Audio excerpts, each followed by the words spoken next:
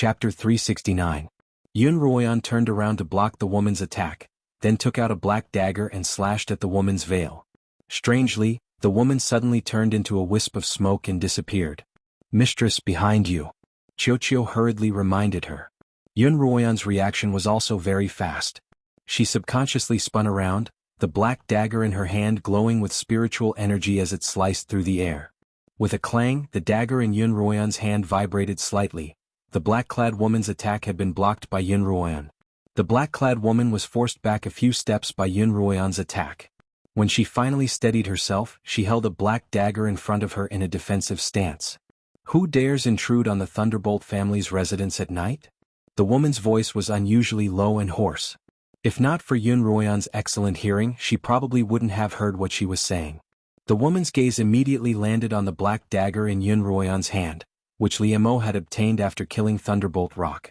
"That's Thunderbolt Rock's black crystal dagger. It looks like you're quite close to Liemo." The mute woman's low voice was tinged with anger.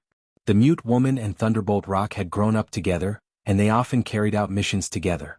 The mute woman knew that Thunderbolt Rock had died at Liemo's hands, but she couldn't kill him for revenge. Now that she saw Xuanhuan holding Thunderbolt Rock's dagger in her hand, her anger was palpable. "Can't you call for help because your throat's broken?" Xuanhuan suddenly asked. She didn't know about the mute woman's anger, but she could tell that her throat was broken. If she couldn't call for help, then she would have to deal with the mute woman alone.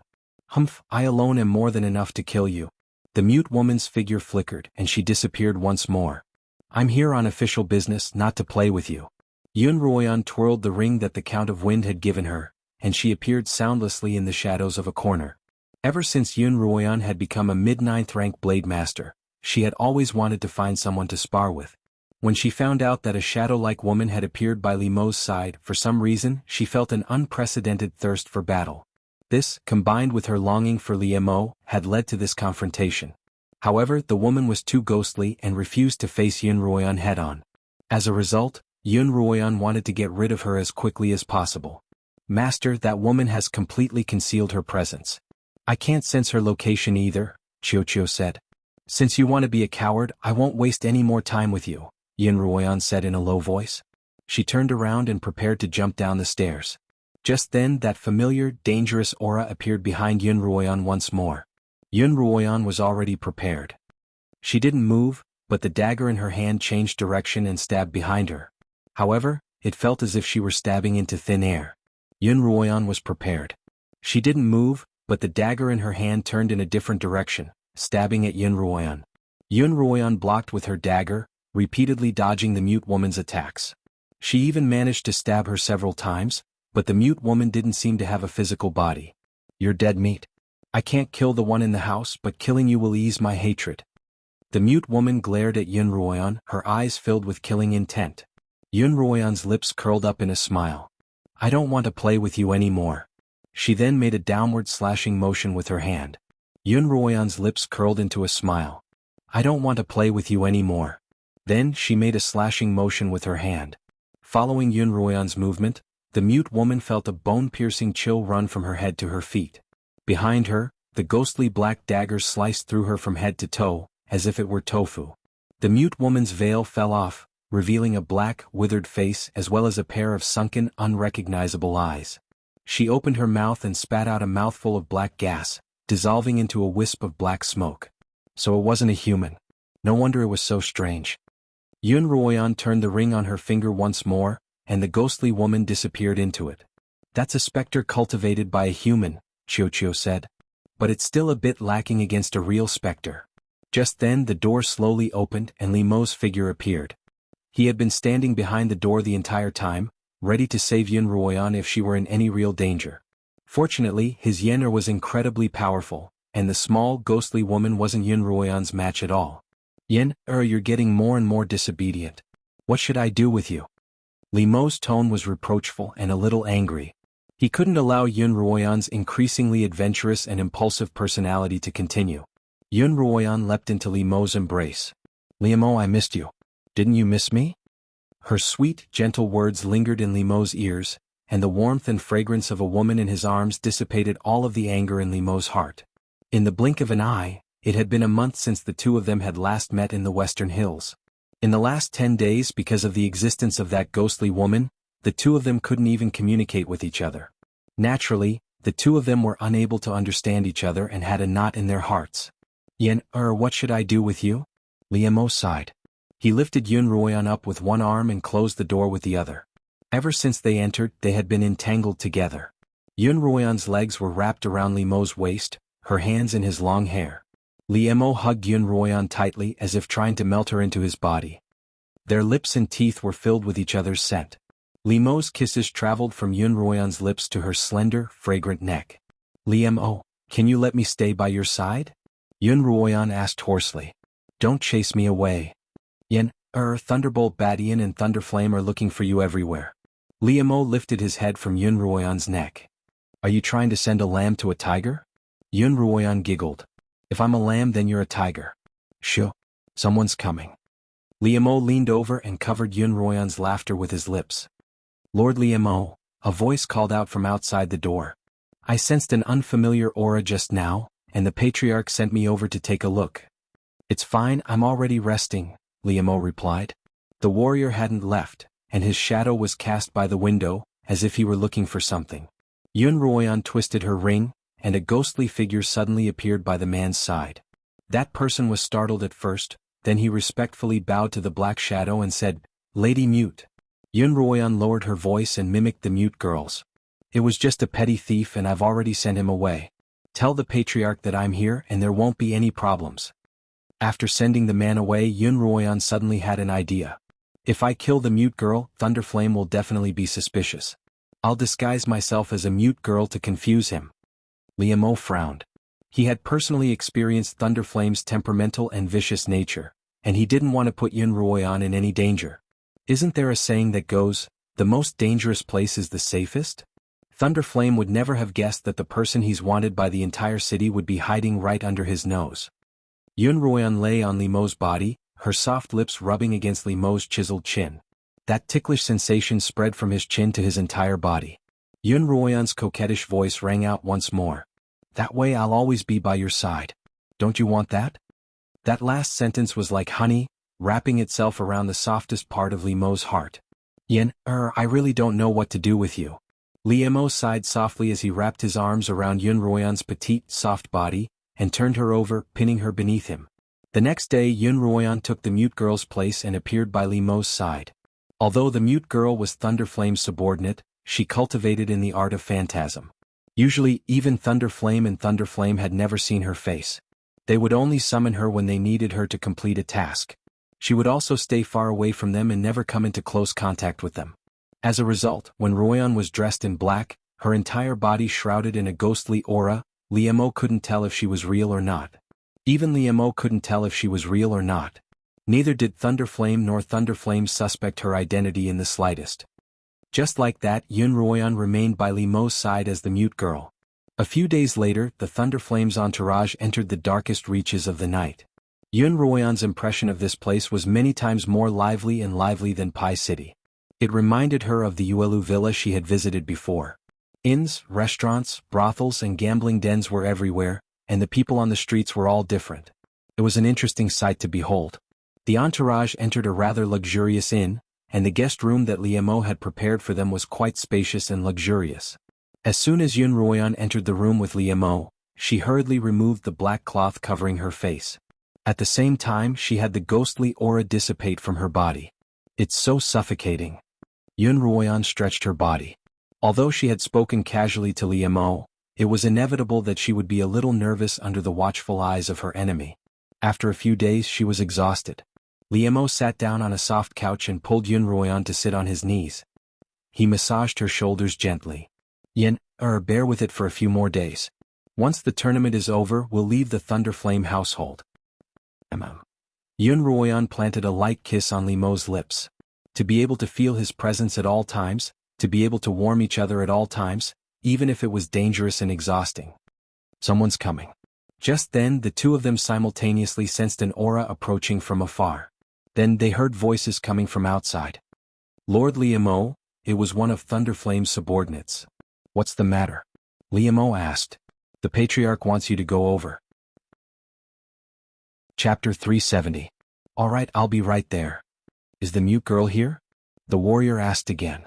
Xuanhuan had no choice but to summon her ghostly apparitions again to deal with the warrior, who told her that Thunderflame had sent the mute girl and Liamo to see him together. He's probably here to talk to me about the tournament. After the warrior left, Liamo turned to Xuanhuan worriedly. I don't know why you're going, but could it be that you've noticed something amiss? Or you shouldn't go. If he knew who I was, he wouldn't have invited me so politely. Xuanhuan stood up from Liamo's knees, put on her black veil and twisted her ring. A wisp of ghostly energy seeped out of the ring and enveloped her body. The two of them arrived at Thunderflame's guest room, where Thunderflame sat at the head of the table, and Thunderflame sat at the head of the table. Thunderflame sat at the head of the table and Thunderflame sat at his right. Both of them looked arrogantly at Liamo. The Thunderflame father and son had always wanted to tame Liamo, but even if they couldn't tame him, they still had to make use of him. Because of Thunderflame father and son's domineering personality, they couldn't stand Liamo's nonchalant attitude. May I know why you've summoned me, Patriarch? Liamo asked. There's only 3 days left before the tournament. How are your preparations going? Thunderflame didn't speak, but Thunderflame did. Cultivation is a matter of time. A few days isn't important, Liamo replied coolly. Thunderbolt Badian raised his eyebrows and said, You sound very confident. I'll definitely do my best, Liamo replied concisely. Good. In that case, I'll be depending on your performance in 3 days. Thunderflame finally spoke up. I've summoned you here today because I have something to tell you. What is it? We've discovered traces of your wife, Xuanhuan, in a small town between the Wind and Thunderflame cities. Someone said that they've seen her on the streets. Liamo pretended to be concerned. Where is she now? By the time we received the news, she was already gone. However, as long as we can find her, it'll only be a matter of time before we find her. Liamo knew that Thunderflame was using Xuanhuan to threaten him. He laughed coldly in his heart, but his expression remained stern. Master, you promised me that you would let this matter go. I hope you will keep your promise. Pai Badian revealed a proud expression and said, That will depend on your performance in 3 days.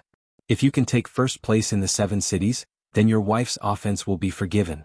If you lose, then don't blame my Pai clan for following the rules. Liamo narrowed his eyes. Even though Xuanhuan was safely by his side, he didn't like it when others used her to threaten him. In Liamo's mind, Thunderclap Badian was someone he had to get rid of. Don't worry, young lord, you're well aware of my cultivation. I'm sure the Thunderbolt family spies have already investigated whether there's anyone in the 7 cities who's a match for me. Liamo purposefully reassured the Thunderbolt father and son. That's good, Thunderflame smiled in satisfaction. As Liamo left, Thunderflame suddenly asked Xuanhuan, who had been standing silently behind Liamo, to stay behind. Liamo's footsteps paused imperceptibly before he walked out of the room. Has Liamo been acting strangely these past few days? Thunderflame asked. Nothing out of the ordinary except for a small thief who appeared on the road. I've already dealt with him, Xuanhuan replied in a low voice. Keep an eye on him but don't anger him, Thunderflame instructed. There's one more thing I need you to do. Xuanhuan nodded and left the room in a flash. However, she purposely left the ghostly apparition on the spot until she left, leaving the illusion of ghostly apparitions in front of the Thunderclap father and son. After Xuanhuan left, Thunderflame turned to Thunderflame and asked, Why do I feel like the mute girl is different from before? Her ghostly aura is thicker, but so is her human aura. Perhaps it's a sign of her mastery of ghostly techniques. Thunderflame's brows relaxed as though he didn't find anything amiss. As soon as Xuanhuan walked out of the corridor, she saw Liamo leaning against the railing of the house. Although he seemed relaxed, Xuanhuan could still see the anxiety and worry in his eyes. Xuanhuan looked at Liamo, her eyes curving into a smile as the two of them entered the guest room. As soon as the door closed, Liamo pulled Xuanhuan into his embrace. I'm fine, aren't I? Xuanhuan patted Liamo's chest lightly. Liamo finally spoke. I, Liamo, have never been afraid of anything in my life. I used to think that there was nothing in this world that could strike fear into my heart, but I've never been afraid of anything. But you've become my only worry and fear. Slaughtering King, I've almost forgotten how you used to be immune to all poisons, but I like you even more now. Xuanhuan smiled. I grew up listening to your stories, imagining you to be a monster with 3 heads and 6 arms, one who kills without batting an eyelid. Monster? Liemo repeated, dissatisfied. Clearly, those stories are all told by adults to trick children, Xuanhuan hurriedly corrected. Xuanhuan hurriedly replied, not only is my husband not a monster, but he's also a man of flesh and blood, a true and loyal man, a great hero. This time it was Liemo's turn to laugh. By the way, Liemo. Xuanhuan lifted her head from Liemo's embrace. Thunderflame has asked me to do something. What is it? Liemo asked. He wants me to investigate Feng Yicheng and then report back to him, Xuanhuan replied. As it turned out, Thunderflame had collected all the information on all the warriors who might be participating in the tournament, except for Feng Yicheng. Feng Yicheng had come from a lowly continent with Liemo and the others, but he wasn't as unfamiliar with the continent as Liemo and the others. He'd gone straight to the Feng family as soon as he'd arrived, and the Feng family had protected him well. Thunderflame hadn't been able to find out anything about him no matter how much effort he'd expended. Thunderflame's only impression of Feng Yicheng was the cultivation he had displayed during his duel with Liemo at the banquet. Feng Yicheng cultivated a wood-attuned external spiritual technique, and from the way he had displayed it, he was definitely at least a 9th-rank blade master. Thunderflame could also tell that he hadn't used his full strength during his duel with Liemo. According to Thunderflame's information, none of the warriors from the other 5 cities were a match for Liemo. Only Feng Yicheng was unsure of, so Thunderflame had Xuanhuan disguise herself as a mute girl and investigate him. Have Imo, send a message to Feng Yicheng. It's best if he divulges some irrelevant information to me so that I can fool him, Xuanhuan instructed. Liemo walked to a table and wrote a note for Imo, to deliver. He then looked up at Xuanhuan and suddenly asked, Yen, would you like to see the night view of the Darkest Lands? Unlike the 7 cities, the Darkest Lands didn't have a curfew, and all sorts of people from the 7 cities could party here all night long. Walking along the brightly lit streets, Xuanhuan was surrounded by a cacophony of people. Everyone's faces were filled with smiles, and Xuanhuan's mood brightened considerably. She had been through a dangerous period of time, and the bustling scene before her made her feel as if she were back on the Xuanhuan continent. Liemo Xuanhuan maintained a distance from Liemo, but with the bustle of the city, as long as they didn't look at each other, they wouldn't have to worry about being spied on. Why do you think this place is called the Darkest Lands? It's clearly a paradise. Xuanhuan didn't understand. The more prosperous a place is, the more likely it is to be hiding some unknown darkness. Liemo continued walking forward. What darkness is there? Xuanhuan asked. This darkness can't be seen at a glance, but it's definitely there. Liemo slowed down slightly and Xuanhuan followed suit. Liemo's voice was low and slow, but Xuanhuan could hear it clearly amidst the hubbub of the crowd. Actually, this was what my father told me when I was young. That was why my father took my mother to avoid all the conflicts and darkness in the Ueli mountain range to establish the Orc kingdom. He originally wanted his people to live and work in peace, but he didn't expect that they still couldn't avoid conflicts and darkness. So no matter how strong the enemy is or how dark the road ahead is, there's no point in running away. Xuanhuan sighed. Ever since I was young, I knew that only by standing at the peak of power could I truly escape from the darkness and protect those I love. Liemo's voice turned from low and slow to resolute. On the Xuanhuan continent, Liemo had already stood at the pinnacle of power and influence. But here on the Heiyuan continent, where experts were everywhere, he was still a long way from reaching the peak. This was especially true after his battle with Fengbua and Thunderflame, which had left him feeling utterly powerless for the first time in his life. He didn't want to experience such a feeling again, and he didn't want the people he loved to experience the same thing. Xuanhuan naturally understood Liemo's meaning. She quickened her pace and squeezed Liemo's hand imperceptibly, then quickly let go. At the same time, her gentle but resolute voice rang out. Liemo, I don't want to be your golden sparrow. I want to face all difficulties by your side, grow stronger together, and stand at the peak of power together. Liemo stopped in his tracks and turned to look at Xuanhuan, just in time to meet her gaze. Their resolute gazes intertwined, and 2 happy smiles blossomed on their faces at the same time. I'll take you to an interesting place and then I'll take care of what I need to do, Liemo said, and the 2 of them once more began walking along the busy streets. After 5 minutes, the 2 of them entered a place called the Pleasure Cave. As soon as they entered, Xuanhuan's brows furrowed. The so-called Pleasure Cave was a combination of a gambling den and a brothel. I've arranged to meet Feng Yicheng here, Liemo explained. Seeing that Xuanhuan had stopped, Liemo explained, if Thunderflame knew that Feng Yicheng was such a debauchee, I'm sure he'd be more at ease. Only then did Yun Ruoyan relax and follow Liemo inside. Chapter 371. When Liemo and Yun Ruoyan entered the cave, two figures that had been tailing them from afar stopped in front of the entrance and looked inside. The two of them actually entered the cave. One of them rubbed his nose. "We don't even have enough spirit crystals to walk around in there. What should we do?" "You stay here and keep an eye on them. I'll go back and report to the young city lord. Perhaps we'll even be able to get some spirit crystals and have some fun here at night." "All right, come back as soon as possible. I'll stay here and keep an eye on them." Flying on swords wasn't allowed in the darkness, so the man in the warrior's robes ran back the way he had come.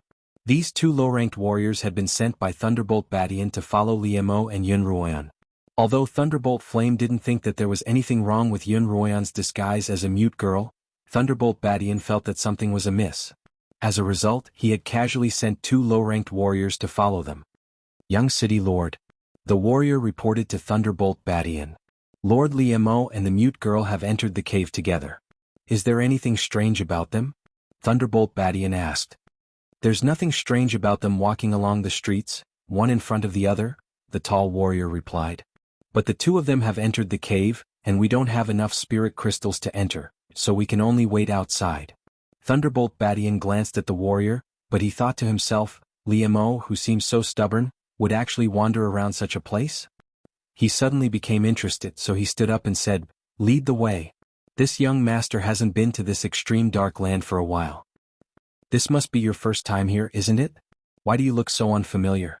As soon as Liemo and Yun Ruoyan entered the main hall of the cave, a bewitching madam walked up to them and greeted them. The madam had a strange fragrance about her, and she was younger and prettier than the ones on the Xuanhuan continent. Without another word, Liemo took out a cloth pouch from his robes and handed it to the madam. The madam's eyes widened as she accepted the cloth pouch. "Sir, please come in, please come in."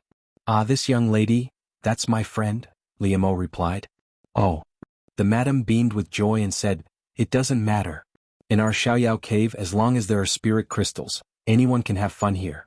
I wonder if the two of you are looking for pleasure or pleasure." "What's the difference?" Liemo asked. "If you're looking for pleasure, we've got some pretty girls and handsome boys for you to choose from. If you're looking for entertainment, there's a gambling den right next to us." The madam's gaze moved from Liemo to Yun Ruoyan. "Let's have fun," Liemo replied stiffly. Seeing Liemo's awkward expression, Yun Ruoyan tried not to laugh out loud. Liemo and Yun Ruoyan were led directly to a large hall on the side. Separated only by a wall, the scene on the other side was completely different. There was no flirtatious talk, only loud shouting. One of the loudest voices was none other than Qin Feng. Yun Ruoyan immediately spotted him in the crowd. Although Qin Feng was still dressed in his usual brocade robes, his gentle and courteous demeanor had undergone a complete transformation. His entire body was squatting on top of the gambling table, his sleeves rolled up high, one hand holding the dice cup, the other supporting the gambling table, his face red and neck red as he shouted, "Big, big, big, big, big, big. Once you place your bet, you can't back out." Yun Ruoyan didn't react for a moment, and her eyes widened. "What do you think?" "I'm sure this is exactly what the Thunder Father and Son would want to see," Liemo commented. Liemo strolled around the casino twice, and Yun Ruoyan followed him from a distance. Although the casino was noisy, Yun Ruoyan saw quite a few men dressed in the Feng family's warrior robes standing in the corner. All of them had a strong aura, and their cultivation was not low. With these people holding the fort, no one would dare to behave atrociously here. As soon as Yun Ruoyan and Liemo entered, Feng Yicheng saw them. He glanced at them briefly before exchanging a glance with Liemo before turning his attention back to the dice in front of him. "That guy's only been here for less than 2 hours and he's already won so much?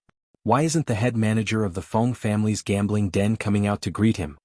Yun Ruoyan heard someone talking about Feng Yicheng. Although Yun Ruoyan had never been to a gambling den before, she had been a daughter-in-law of the Pei family in her past life. The Pei family not only owned a weapons shop, but also a gambling den. As a result, she knew that if someone won too much in a gambling den, there would be an expert who would come out to deal with them until they spat out all of their winnings. "You don't know, do you?" Another person continued. "This young master is the Feng family's favorite, and I've heard that he's one of the warriors they'll be sending out for the upcoming tournament. Even now, the Feng family is in charge of the entire territory, and he's still winning with his family's money."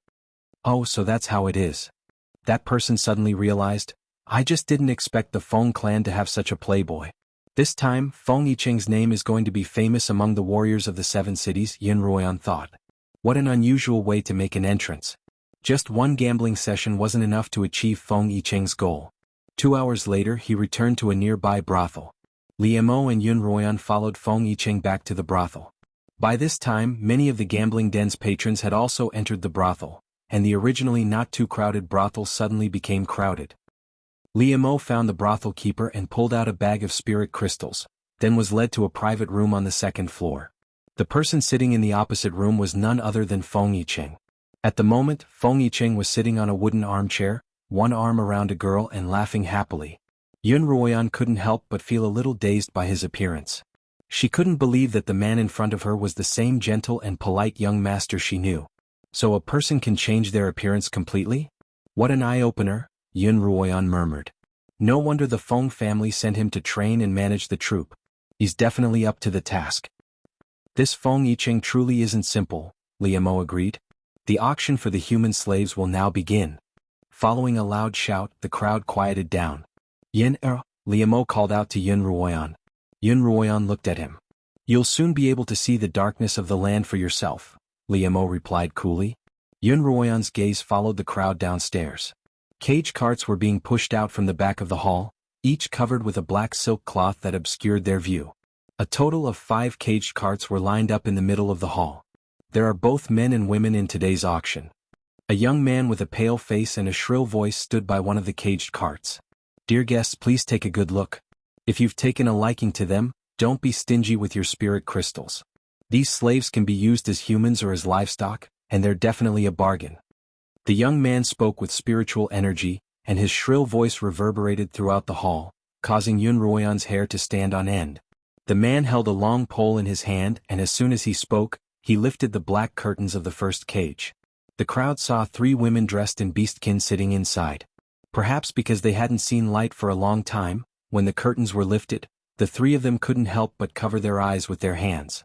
Pure beastkin women from a low-level continent, 100 spirit stones each. Each of them has a beautiful figure and looks, and they're definitely worth the price. The shrill voice called out again. The crowd of men below the stage all turned to look at the half-naked women in the caged carts. These 3 beastkin women must have been with Auntie Shay, having been separated from Shuejiai's group in the hunting grounds. Shuejiai's group of 30 had all perished in the spirit crystal mine, and the spirit-grade spirit crystals that they had exchanged their lives for were currently in Yunruoyan's pocket dimension. Yunruoyan couldn't help but feel a desire to protect the 3 women. Liemo, I owe the beastkin tribe a debt of gratitude. Can you think of a way to save them? Yunruoyan asked Liemo softly. Liemo thought for a moment. We can't do it ourselves. After the auction is over, I'll talk to the head of the Feng family. This is his territory after all, and he should have a way to save them. These 3 women didn't seem to be very old. By the time the matter was over and they went to the Feng family to save them, who knew what kind of state they would be in? Yunruoyan couldn't help but sigh. In the end, the 3 beastkin women were bought by a plump, middle-aged man for 500 spirit crystals. The second cage contained 3 men that Yunruoyan didn't recognize, and they were bought by a rough-looking man who couldn't be identified as a man or a woman. Across from her, Feng Yicheng was flirting with the 2 prostitutes by his side, while Liemo's back was straight as if he were sitting in court. Yunruoyan stood silently behind Liemo, feeling a little bored. Look at the box on the left. Liemo's voice suddenly rang out in Yunruoyan's ears. Yunruoyan turned to the left. A familiar figure flashed by, then was quickly obscured by a screen. It's Thunderbolt. Yunruoyan exclaimed. That's right, Liemo replied. Feng Yicheng's been putting on a show, and the main character has finally arrived. Next up are female slaves from the low-tier Xuanhuan continent. Women from the Xuanhuan continent are known for their petite figures and gentle temperaments, making them ideal for warming the bed. The starting bid is 150 spirit crystals, the young man called out as he used a long rod to remove the black silk cloth from the carriage. Liemo's already straight back immediately tensed up, and Yunruoyan couldn't help but take a step forward. Because the silk cloth had been removed, revealing a man that Liemo and Yunruoyan knew. Chapter 372. Senior Sister Guan, Yunruoyan called out in her mind. The 3 girls in the carriage were all students of Kongming Academy, and Guan Ruliu was one of them. All three of them were still wearing the robes of Kongming Academy.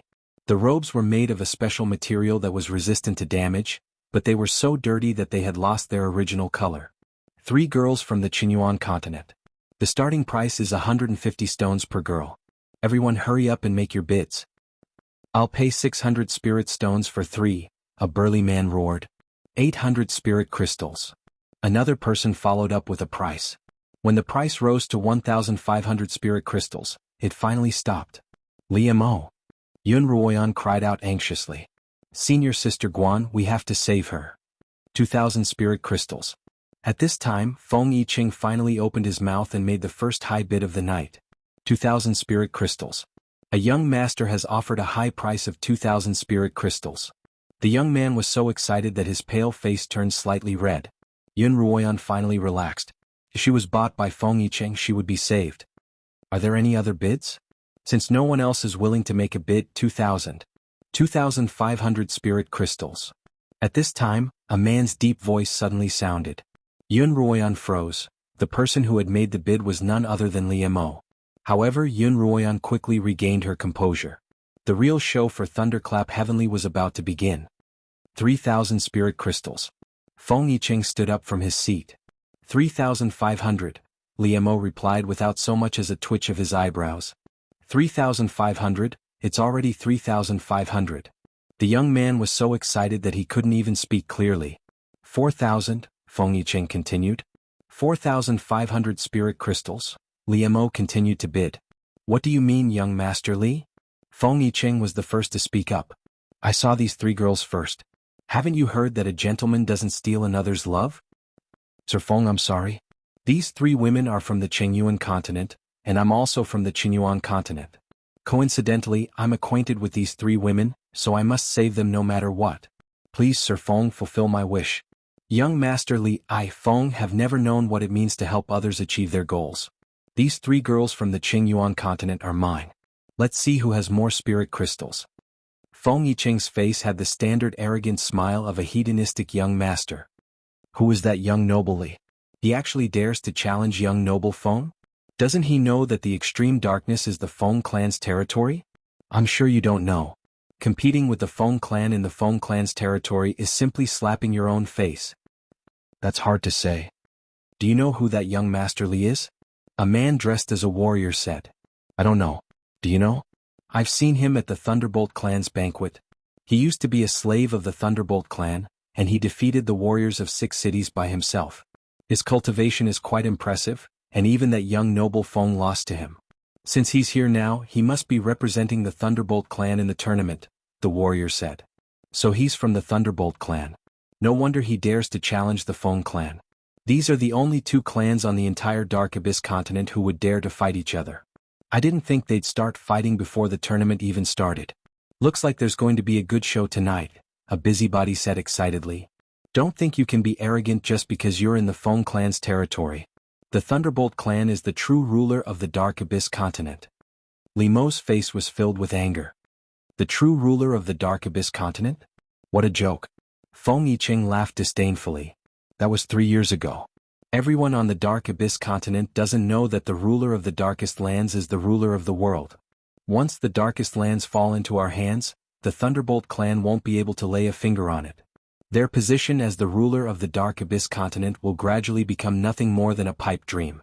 Behind the screen, Thunderbolt Badian sat on an armchair. He held a wine glass in one hand and placed his other hand on the armrest of the chair.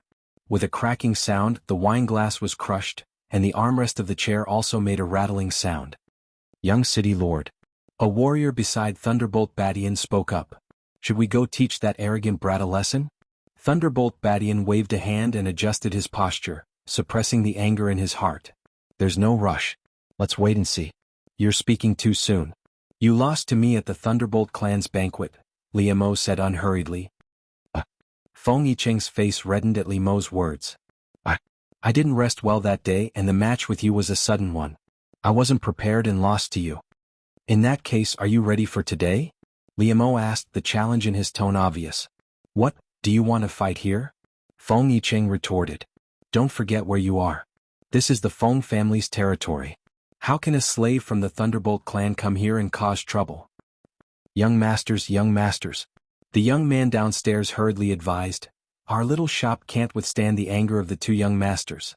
We are here to seek pleasure, not to fight. However, using money to fight is not a bad idea.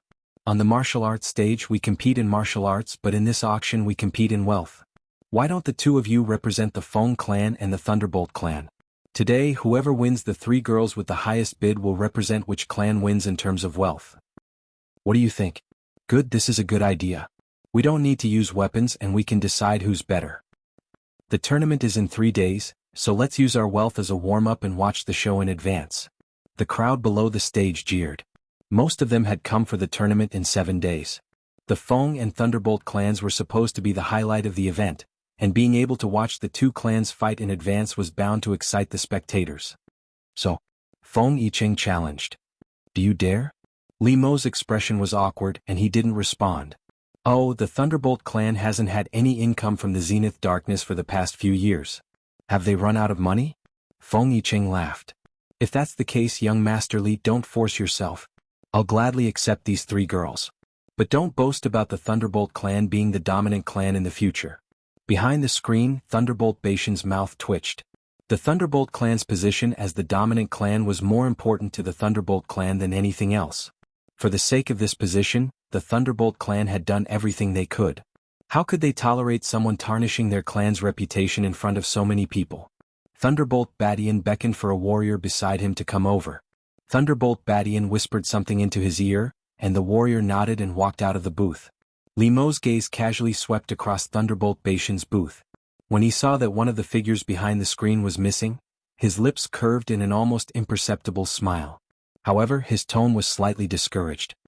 Unfortunately, I came out in a hurry and didn't bring enough spirit crystals. Before Li Mo could finish speaking, a voice rang out from behind him. Lord Li Mo, please wait. Following this voice, a warrior walked up to Li Mo's side and whispered a few words into his ear. Li Mo's discouraged expression immediately disappeared, replaced by a faint smile. Xuanhuan was close enough to hear the warrior say to Li Mo, the young governor doesn't want you to worry about the spirit crystals. You have to win this auction tonight and don't let the Thunderbolt family lose face. Tell the young city lord not to worry. Li Mo will definitely beat that brat from the Feng family, Li Mo replied. After the warrior left, Li Mo looked downstairs and asked, what was the bid just now? The youth hurriedly replied, young Master Li just bid 4,500 spirit stones. 5,000, Feng Yicheng said without hesitation. 5,500. Li Mo didn't even frown.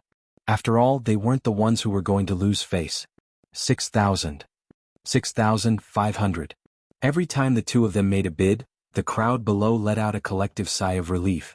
After all, 500 spirit crystals was enough for a wealthy family to live in luxury for many years.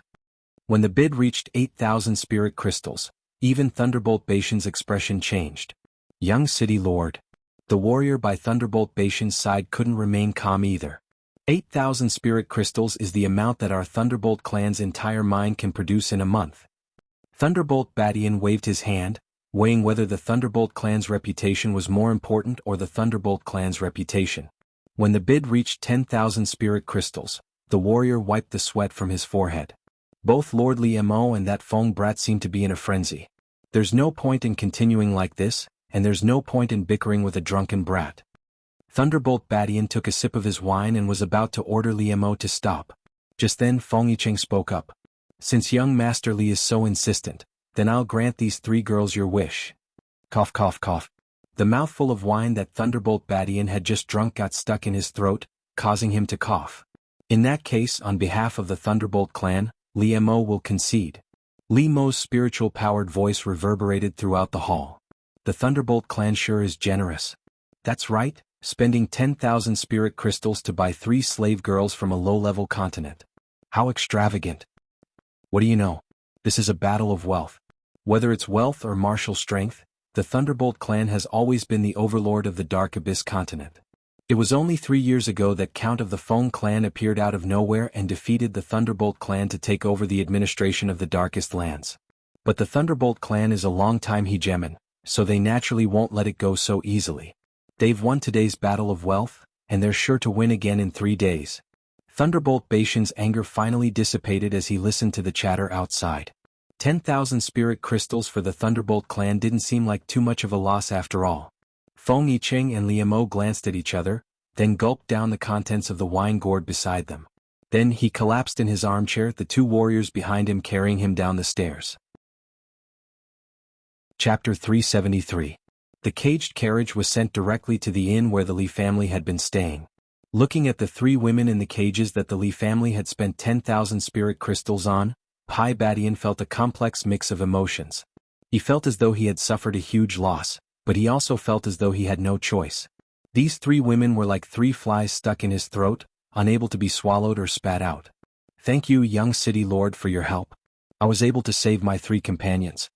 From this day forth, my three companions and I will pledge our loyalty to the Thunderbolt family. Yes. Only when Liu Mo, who had always been neither servile nor overbearing, finally bowed to him did Pai Badian speak with some satisfaction. As I said, how you repay the Pai family will depend on your performance in 3 days. Young lord, don't worry. You've seen what kind of person Feng Yicheng is, Liu Mo replied. I'm confident that I can defeat him. The Feng family is, after all, a lowly family from a lowly continent. Thinking back to Feng Yicheng's debauchery, Pai Badian smiled disdainfully. They've revealed their lowly nature after just a little bit of ability. It's time to teach them a lesson. Pai Badian didn't want to look at the three women in front of him any longer, so he turned and walked back into the inn. Because of Li Mo's care, Xuanhuan and her companions were given a guest room. Their injuries weren't very serious, but they had been drugged with a paralyzing powder that would take some time to dissipate. Xuanhuan woke up the next night, and the first thing she saw was Liu Mo and Xuanhuan by her side. Ruoyan, Master Mo. Xuanhuan was so excited that she tried to sit up, but because of the paralyzing powder she didn't even have the strength to push herself up. Xuanhuan hurriedly helped her sit up. Senior Guan, where's Senior Zongyang? As soon as Xuanhuan asked this question, she saw 2 streams of tears trickle down Xuanhuan's cheeks. Xuanhuan told them that she and Zongyang had been captured by the Lai family during the human hunt. Because Zongyang had lost control of the corpse poison, he had bitten the young lady of the Lai clan, Lai Yun, and was then killed by the warriors on the spot. Neither Xuanhuan nor Liu Mo knew of any of this, but Xuanhuan clearly remembered that Lai Yun had met her twice in the Valley of Spiritual Beasts. After Zongyang's death, Xuanhuan and a dozen other juniors were captured by the Lai family as slaves, including Rong Yueshan, who had betrayed Xuanhuan and Liu Mo at the human hunting grounds. On the way to Lai City, everyone plotted to find a chance to escape. Rong Yueshan was with them at first, but she turned around and told on them. Everyone's plan to escape turned into an encirclement. More than a dozen martial brothers and sisters were almost all killed in the encirclement. Only Guanru managed to escape with her 2 junior sisters. The 3 of them escaped into a wild forest, where they ate raw meat and drank blood for nearly 2 months. Later they were caught by a hunting team of warriors and sold here. This was what had happened in the 3 months that Guanru had been separated from Xuanhuan and the others. Where's that Rong Yueshan now? Xuanhuan asked. She must have stayed with the Lai family. I wonder how the Lai family will reward her? Guanru said hatefully. Rong Yueshan is a scourge. As long as she's around, she'll bring us trouble. The sooner we get rid of her, the better. Xuanhuan's expression was calm, devoid of anger or hatred, only a thick killing intent. If there's a chance, I'll kill her with my own hands. Guanru slammed her palm on the bed. She had seen with her own eyes how her juniors had been surrounded and killed, and how Rong Yueshan had stood with the Lai family dogs and watched them die one by one. Every time she thought of that scene, Guanru wanted to tear Rong Yueshan apart. Don't worry, senior sister Guan, there'll definitely be a chance, Xuanhuan comforted. You have to rest well and the 2 juniors still need your care. As for Rong Yueshan, we'll have plenty of time to deal with her in the future. Xuanhuan and Liu Mo were about to return to Guanru's room when someone called out from behind them. Mute girl. Xuanhuan stopped and turned around, only to see a youth smiling brightly at her. He was dressed in a short robe and his body was well built. His face was a little childish and his short, fiery red hair was particularly eye-catching. It was the second mayor of Thunderbolt City, Thunderbolt. Thunderbolt quickly walked up to Xuanhuan and greeted her. Long time no see, mute girl. Xuanhuan frowned slightly and nodded in response. Who's that? Thunderbolt waved a hand at Liu Mo. I have something to say to the mute girl. Go do what you need to do. Liu Mo had been standing sideways, but when he heard Thunderbolt's words, he turned around to face him. Although Liemo couldn't be considered burly, he was tall and straight, at least a head taller than Thunderbolt. The fact that he was looking down at Thunderbolt made him seem even more childish. Thunderbolt frowned as he looked up at Liemo. One tall, one short, one looking up at the other, their gazes clashed in midair. Xuanhuan could almost hear the crackling of electricity. Before the two of them could continue, Xuanhuan turned to Liemo and said in a low, raspy voice, "Master Emo, please." Liemo looked at her, and Xuanhuan gave him an almost imperceptible nod. Only then did Liemo turn and leave. What a strange man. Thunderbolt glanced at Liemo's back. You're here to keep an eye on him, so he should hate you. Why does it feel like he can't bear to see you go? Second young lord, you must be joking. I follow him closely every day, and he can't wait to get rid of me as soon as possible. I'm afraid he thinks that we're plotting against him, which is why he has such a reaction, Xuanhuan said lightly. That must be the case. Thunderbolt didn't doubt her words at all. Second young master, aren't you supposed to be in Thunderbolt City? Why are you here all of a sudden? Xuanhuan changed the topic. Tomorrow's the tournament, and father allowed me to spectate. Thunderbolt leaned against the railing and replied casually, it's not every day that you get to see a battle between experts like this. Xuanhuan nodded but didn't respond. She could tell from Thunderbolt's casual tone and movements that he and the mute girl were more like friends than master and servant. Mute girl. Thunderbolt scratched his head awkwardly. I asked you to investigate Xuanhuan's whereabouts last time. Did you find any clues? Xuanhuan turned to look at Thunderbolt, somewhat surprised that he had asked the mute girl to investigate her whereabouts. For a moment she couldn't figure out what his intentions were. Thunderbolt was a little younger than Xuanhuan, and to Xuanhuan, whose mental age was more than 30, he was no different from a child. Although the two of them were enemies, Thunderbolt hadn't really hurt her, so Xuanhuan couldn't hate him as much as she hated his father and brother. There are no clues, Xuanhuan replied coldly and emotionlessly. Thunderbolt raised his head and sighed. He then slowly said, Mute girl, I originally wanted to help her, but I can't help her now. I wanted to provide her with a shield to protect her from harm on the continent, which was why I drew a picture of her and that icy-faced man at the human hunting ground so that everyone could point them out. I'd thought that if I brought the two of them to the Thunderbolt Manor, even though that icy-faced man had offended the Thunderbolt family, given his cultivation, he'd be able to get a good job in the Thunderbolt Manor. As for Xuanhuan, with my protection, she wouldn't have to worry about anything. But I didn't expect things to turn out this way. If I'd known, I would have let the two of them go. Thunderbolt looked into the distance, his eyes filled with worry and self-blame. I wonder how she's doing now that she's out on her own? And that icy-faced man, he doesn't seem worried at all. He doesn't look like a husband at all. Thunderbolt looked at Xuanhuan seriously. Mute girl, why would such a good girl like Xuanhuan fall for someone as cold as him? If she's looking for someone, she should be looking for someone as cute and caring as me. Ahem. Xuanhuan's coughing interrupted Thunderbolt's words. She hadn't expected Thunderbolt to fall for her, and she was shocked by his sudden outburst. Thinking that there was something wrong with her throat, Thunderbolt hurriedly asked, Mute girl, what's the matter? Is your throat feeling uncomfortable again? Xuanhuan nodded and pulled up the veil on her face again. This time, even the bridge of her nose was completely covered. Ghost cultivators need to absorb large amounts of ghost energy, which is extremely damaging to their appearance and throat. My brother told me that they'll end up looking neither human nor ghost, living a life worse than death. Thunderbolt looked at the mute girl that Xuanhuan had disguised as. I've never had any friends since I was young, but you're the only one I can talk to. I'm still trying to persuade you. As long as you're willing, I'll plead with father on your behalf. There's no need. Xuanhuan immediately shook her head. I'm fine now, ahem, that Xuanhuan, you don't have to look for me anymore. Why? Thunderbolt stared at Xuanhuan in confusion. Didn't you support me before? You said that I should courageously pursue the person I like. You've caused her so much trouble, so she definitely doesn't want to see you. Besides, the city lord and the young lord are both trying to capture her. What are you going to do about her? Xuanhuan looked away, avoiding Thunderbolt's burning gaze. Second young lord, if there's nothing else, I'll be taking my leave. Xuanhuan turned and left, leaving Thunderbolt staring blankly at the railing. I heard that you used 10,000 spirit crystals to buy 3 female slaves from the Xianhuan continent last night, Thunderbolt asked Thunderbolt Badian in his room. The Darklands were a crowded place, and news of what had happened last night had spread so quickly that even the rats on the streets knew about it. Chapter 374. Thunderflame's tone was so calm that it was impossible to tell if he was happy or angry. Unable to read his father's mind, Thunderflame respectfully replied, "Yes, father. I sent someone to follow Liemo and the mute girl yesterday, but they ended up entering the carefree cave, so I followed them." Thunderflame recounted what had happened last night, to which Thunderflame nodded. In fact, he had already heard about the matter from the warrior, but Thunderflame's description was more detailed. "I don't know if it's right or wrong," Thunderflame replied.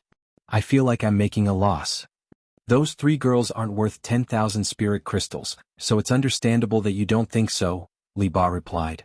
"But it's definitely worth it for the Thunderflame family to regain its reputation as a hegemon."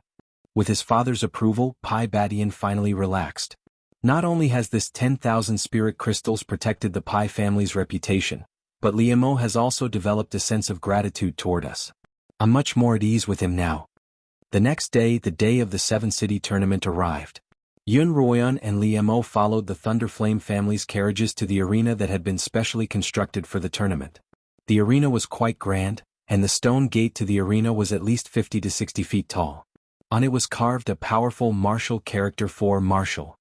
By the time Xuanhuan and the others arrived, there was already a long queue in front of the stone gate. Xuanhuan estimated that more than half the population of the darkest reaches of the city had gathered there. There was a guard in front of the stone gate, and every person who entered had to hand over a large bag of spirit crystals. Xuanhuan estimated that the bag contained at least 300 spirit crystals. Xuanhuan followed behind Liemo and the Thunderflame family as they were ushered through the stone gate.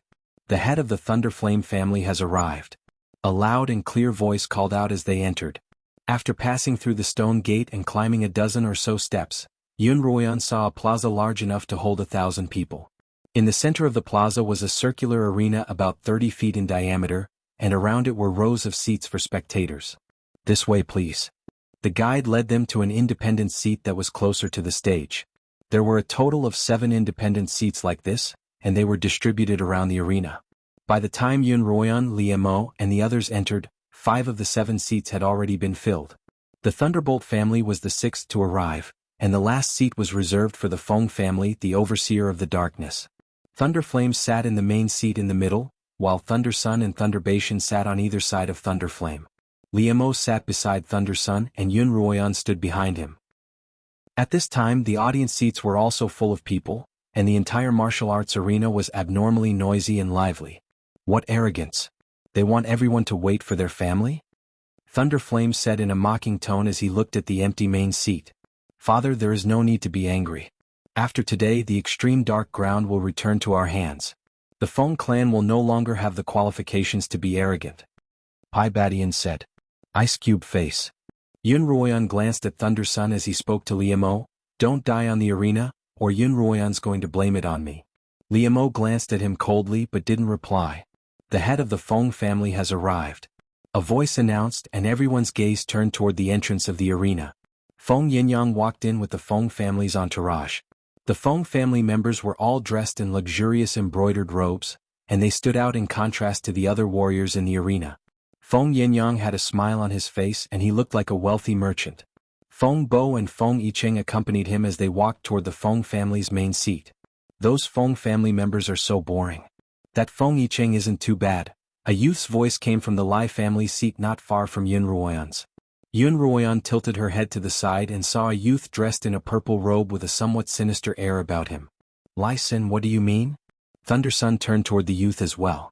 This youth was the Lai family's young lord, Lai Sr. "Last night, Feng Yicheng and I fooled around in the Xiaoyao cave, and thanks to him, we won more than 1,000 spirit crystals," Lai Sin laughed. "Then the 2 of us went to the brothel and we had so much fun." Thundersun frowned.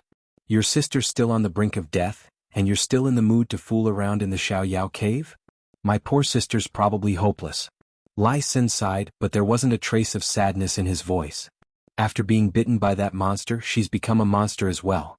If not for father's reluctance to let her go, I would have ordered someone to free her from this torment long ago." Lai Sin lowered his voice as if he were gossiping. A few days ago Xuanhuan had heard from Guan Ruliu that Lai Yun had been bitten by Zhong Yang, and that she must have been poisoned as well.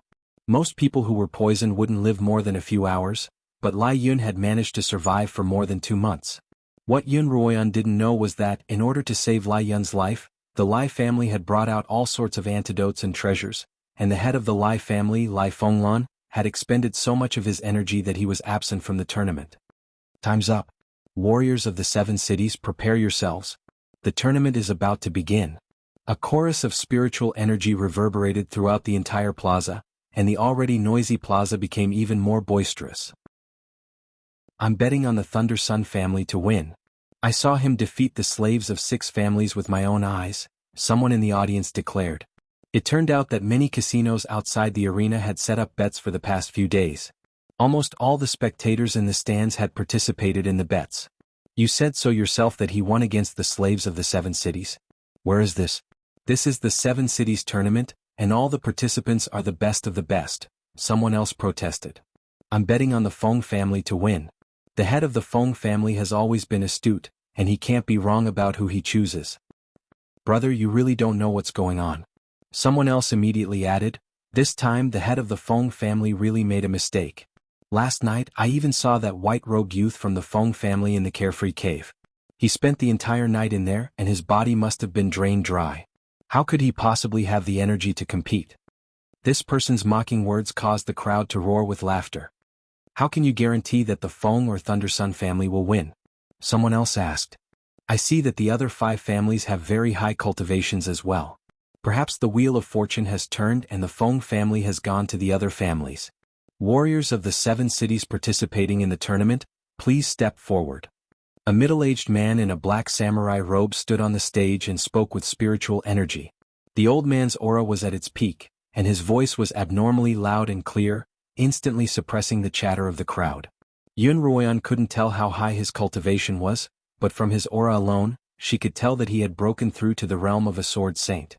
Xuanhuan heard Thunderflame's final instructions to Li Mo, and she gleaned 2 pieces of information from his words.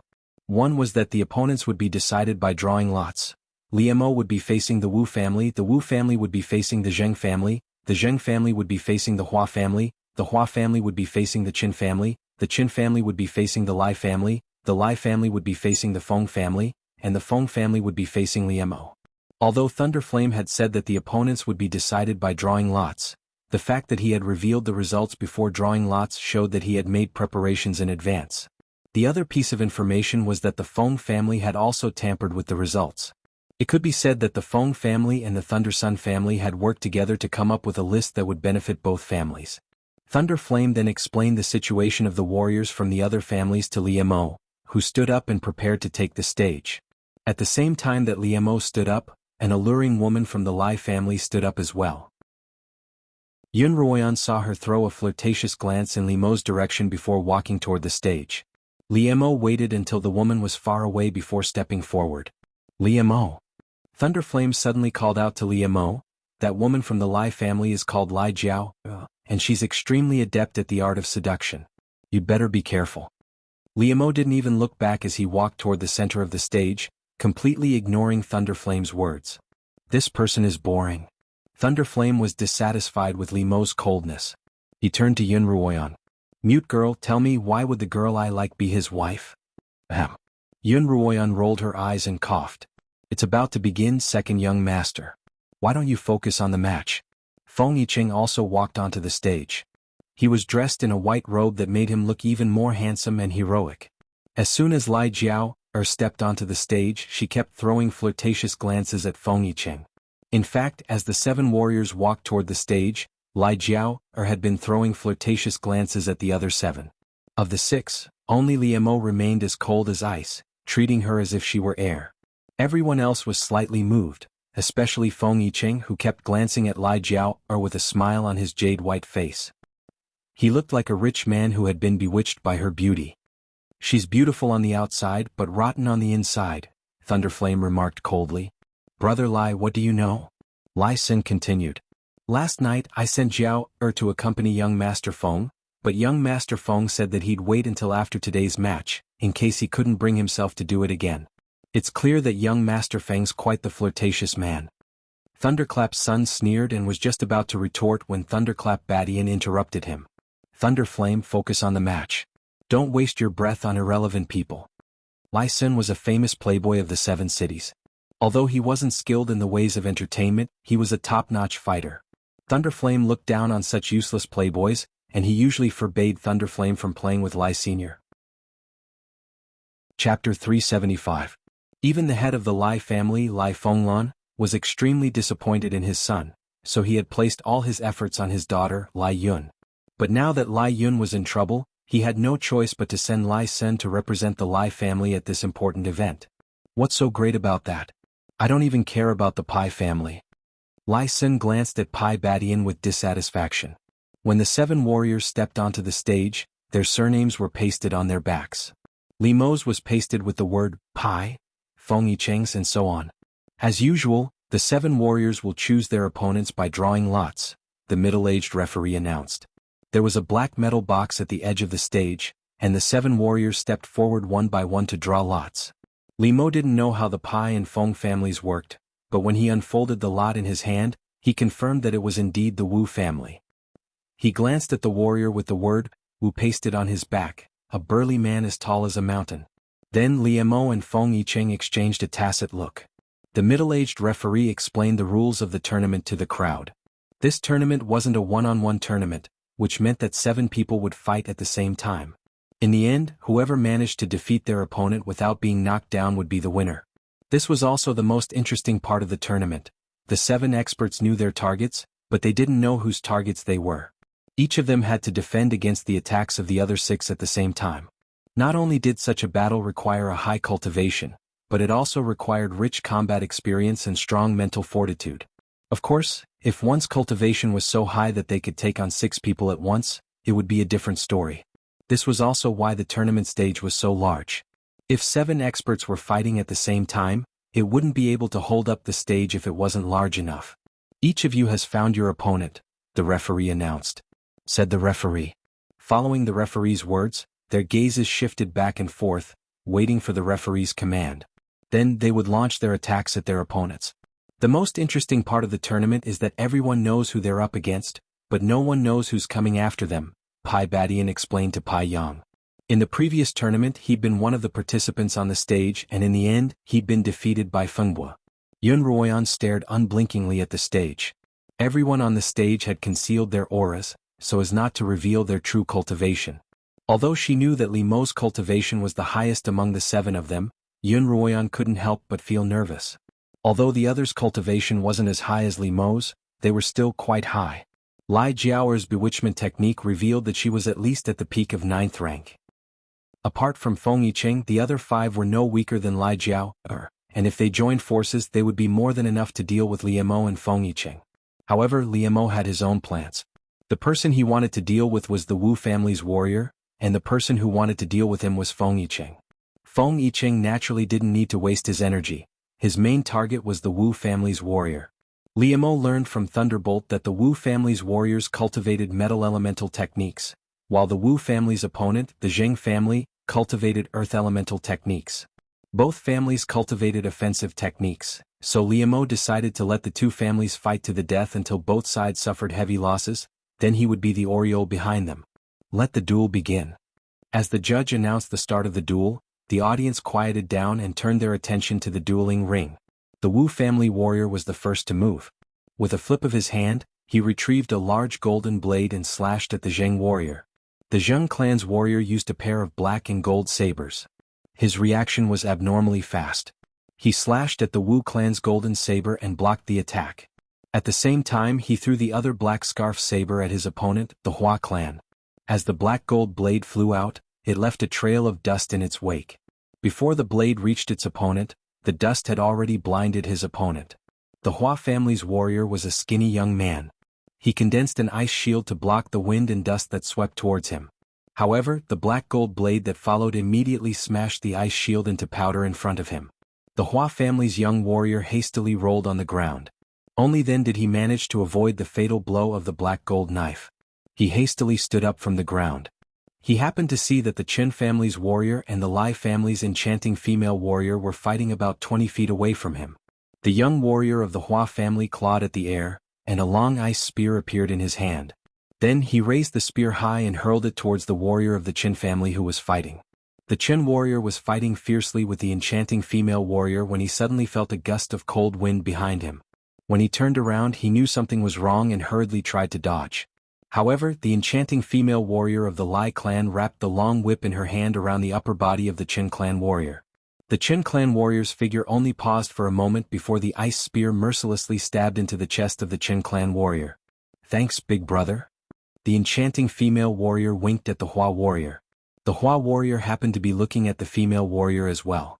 When their gazes met, the Hua warrior felt a pleasant dizziness wash over him. However, this pleasant dizziness was accompanied by an intense pain in his neck.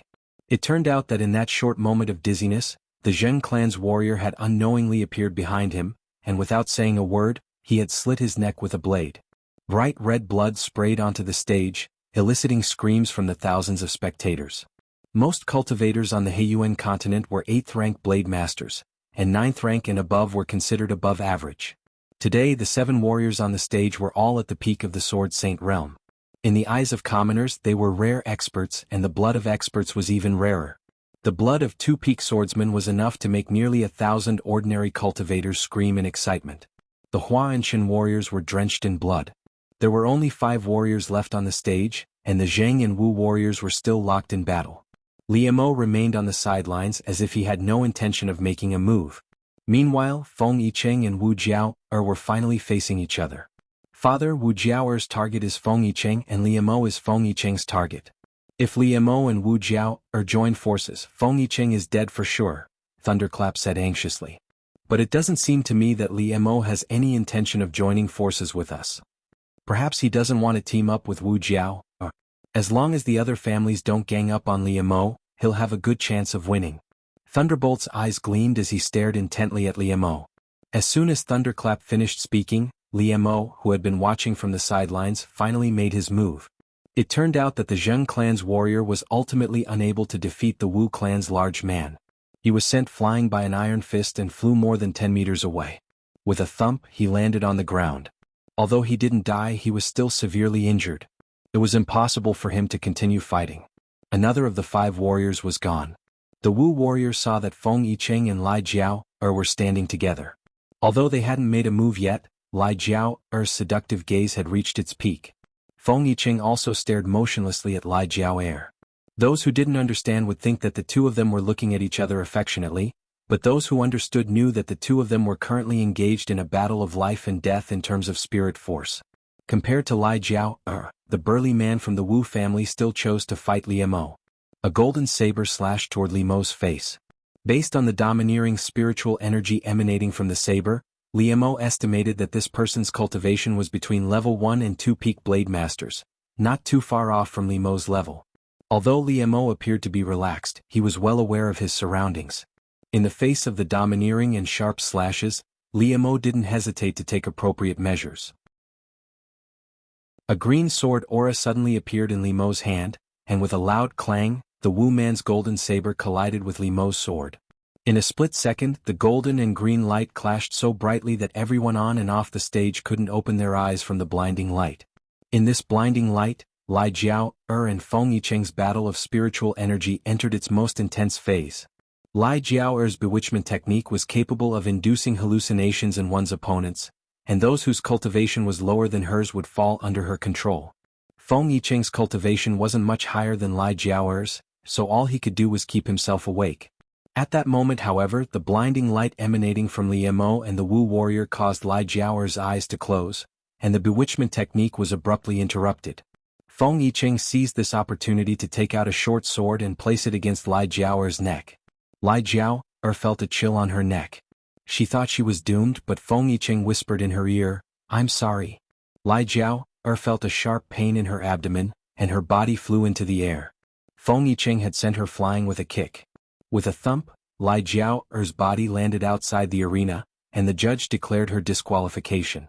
There were only 3 warriors left: Liemo, Feng Yicheng, and the Wu warrior. Liemo and the burly man from the Wu family were still competing in terms of spiritual energy, and Liemo was gradually gaining the upper hand.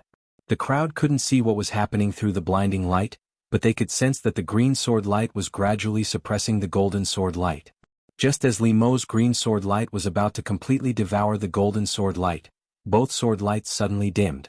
The crowd hurriedly turned to the arena to see what was happening. Under the watchful eyes of nearly 1,000 people, two figures were sent flying into the air, followed by the sound of two heavy objects landing on the ground. How could this be? Thunderbolt Badian sprang up from his seat because one of the two figures that had just landed was Liemo. The only person standing on the arena was Feng Yicheng. The Wu family and Pai family are disqualified, the judge announced. The Feng family is the victor of this tournament. Chapter 376. Impossible. Thunderbolt and Thunderbolt Badian and Thunderbolt Flame stared at the stage in disbelief. Only Feng Yicheng was left on the massive stage. Liemo and the Wu family's burly warrior were both lying on the ground outside the stage. The two of them weren't seriously injured. Liemo brushed off the dust on his body and stood up. The Wu warrior also stood up, but his expression was rather puzzled, as if he hadn't realized what had just happened before he was already lying on the ground. Feng Clan won, Feng Clan won. A portion of the audience in the stands who had bet on the Feng family's victory let out thunderous cheers at this moment. What happened? At the same time, many people voiced out their doubts. How did the Wu family and the Thunder family get defeated? How did the Feng clan win? How could that kid from the Feng clan win? Thunder Flame glanced at Sui Badian beside him. Apart from disbelief, there was also doubt in his voice. Didn't you say that the kid from the Feng family is an idiot? How did he win? Son doesn't know either. There must be something fishy going on. Thunderbolt Badian was just as shocked by this outcome as Thunderbolt Flame. When two great perfection realm experts battled, anyone with a cultivation lower than the two of them would not be allowed to interfere. Otherwise, they would definitely be injured by the spiritual energy attacks generated during the battle. According to Thunderclap Baishan's understanding, Feng Yicheng's cultivation wasn't higher than Li Mo's and the Wu family's warriors, so it was impossible for him to kick them off the stage. Both Thunder Flame and Thunderbolt Badian were aware of this. Therefore, there was only one possibility for such a situation to occur. One of Liemo and the Wu family warrior had thrown both the opponent and himself out of the arena, and this must have been intentional. Thunder Flame was very familiar with the Wu clan and the Wu clan's warrior who was participating in the tournament. The Wu family had always been on good terms with the Thunder family, and Thunder Flame was certain that the Wu family would never do such a thing for the Feng family. In that case, the only possible culprit was Liemo. Liemo. Thunderbolt spat out, then turned to Thunderbolt Badian.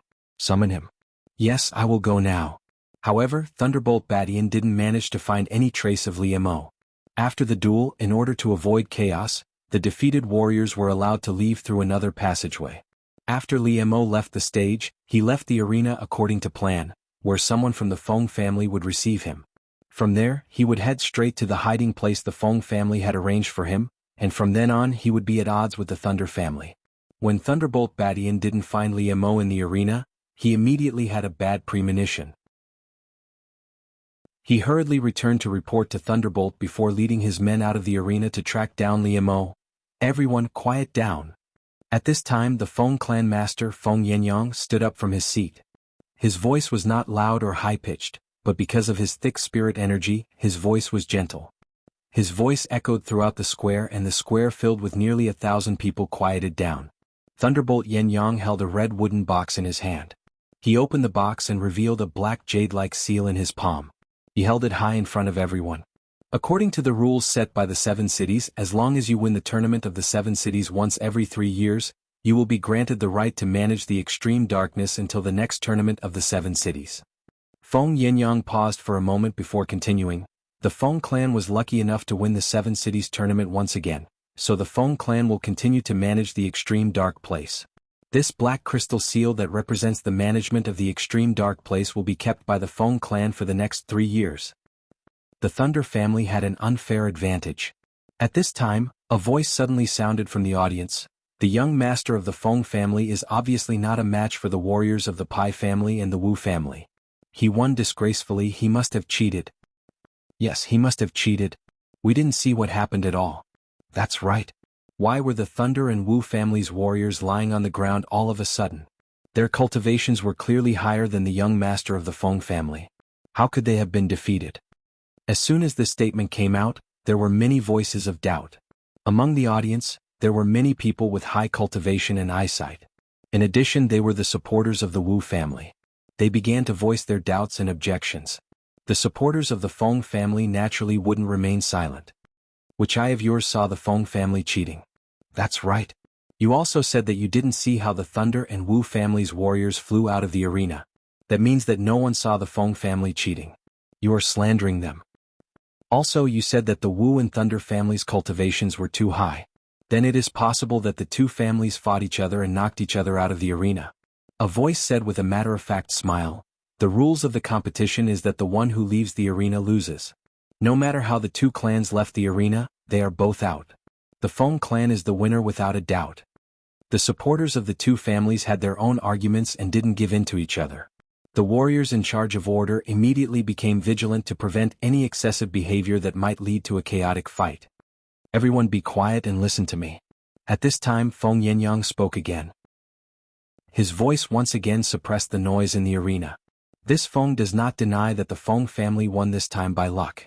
Therefore, this Feng represents the Feng family to decide that during the 3 years of my Feng family's management of the extreme darkness, each shop's management fee will be reduced by 10%.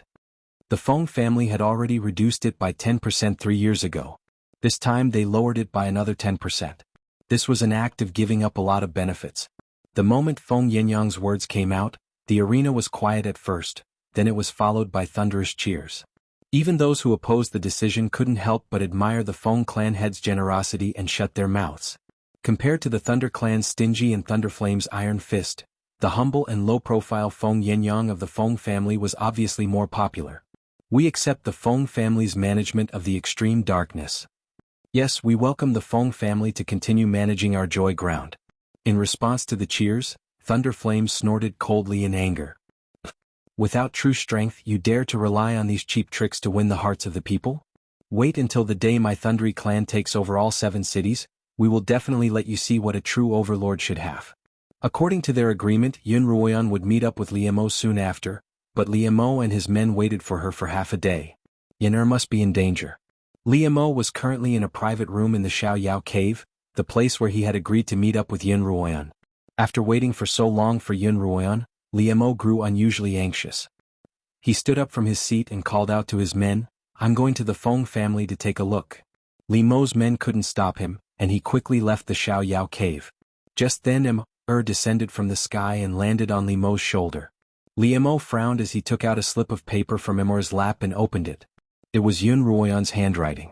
As it turned out, Xuanhuan had been looking for an opportunity to leave after the duel, but Thunderflame had clung onto her like a piece of candy and kept talking about the duel.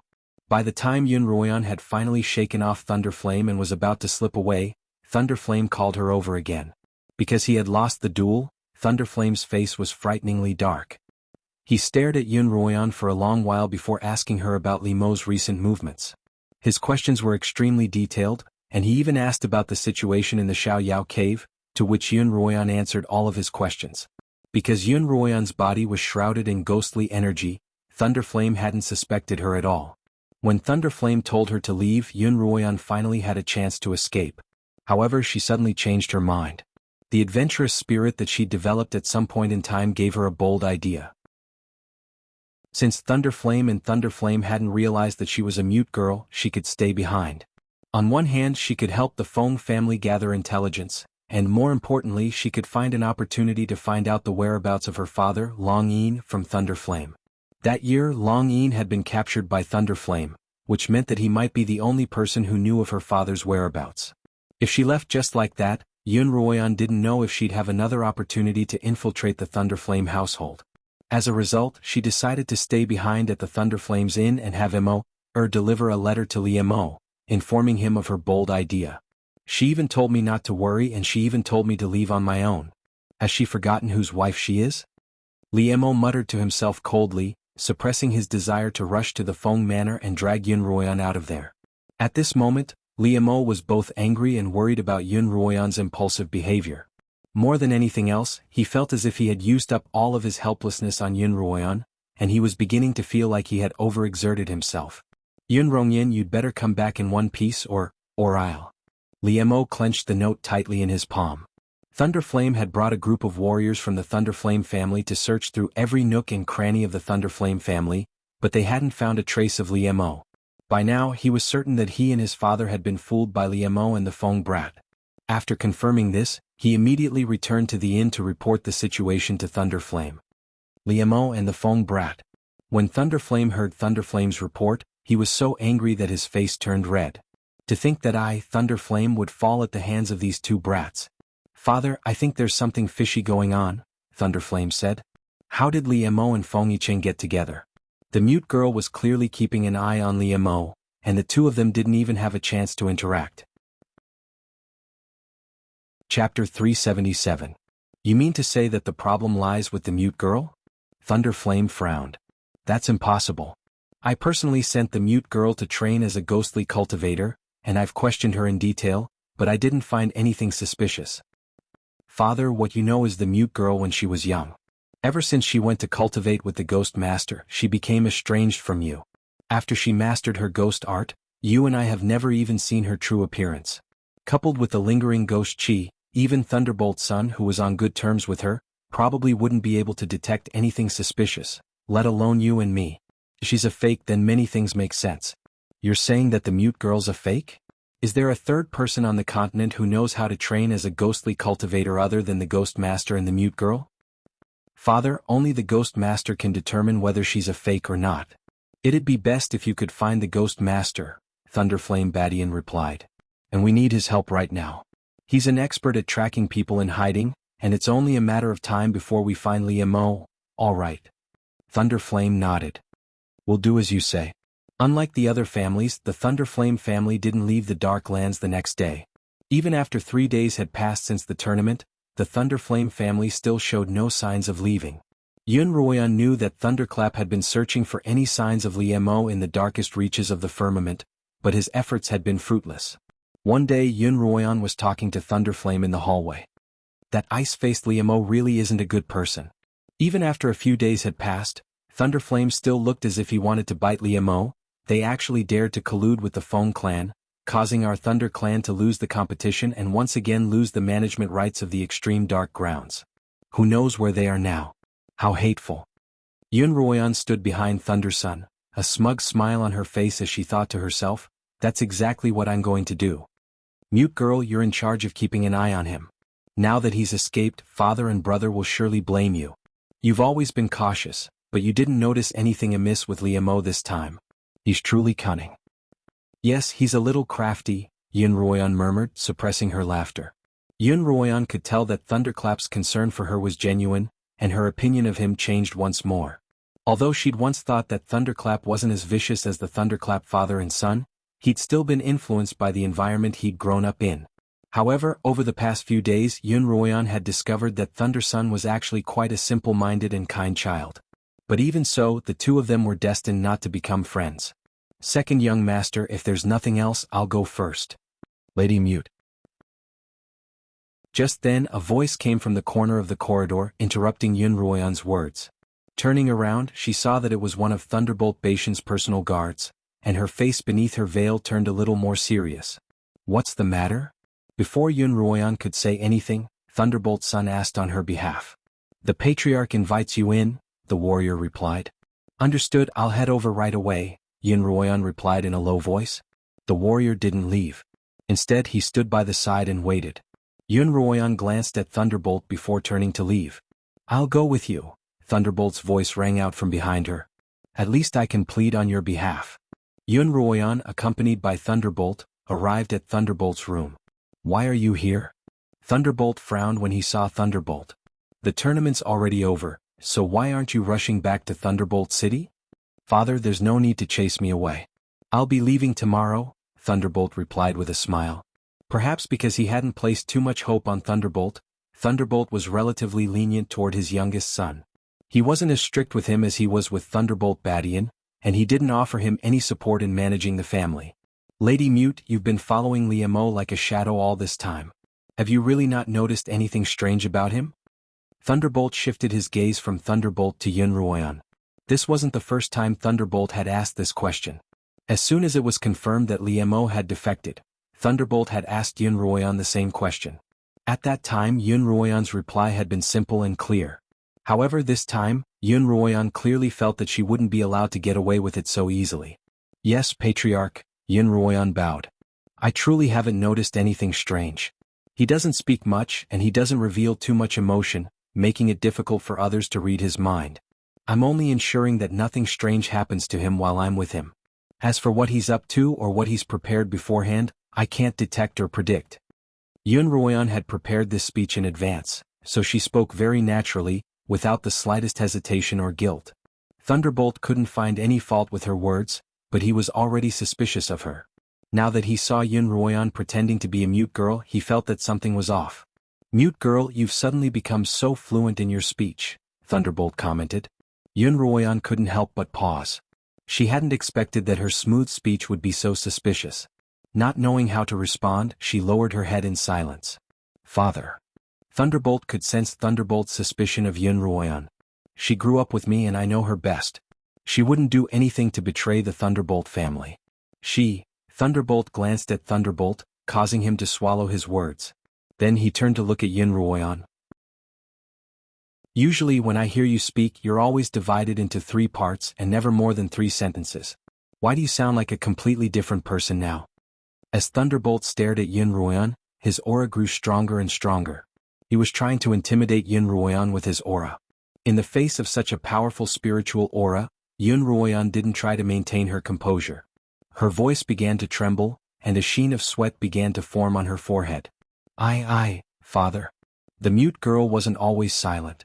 Before she started cultivating as a ghostly cultivator, she was quite talkative, but her voice was ruined by the ghostly aura, and she spoke less and less.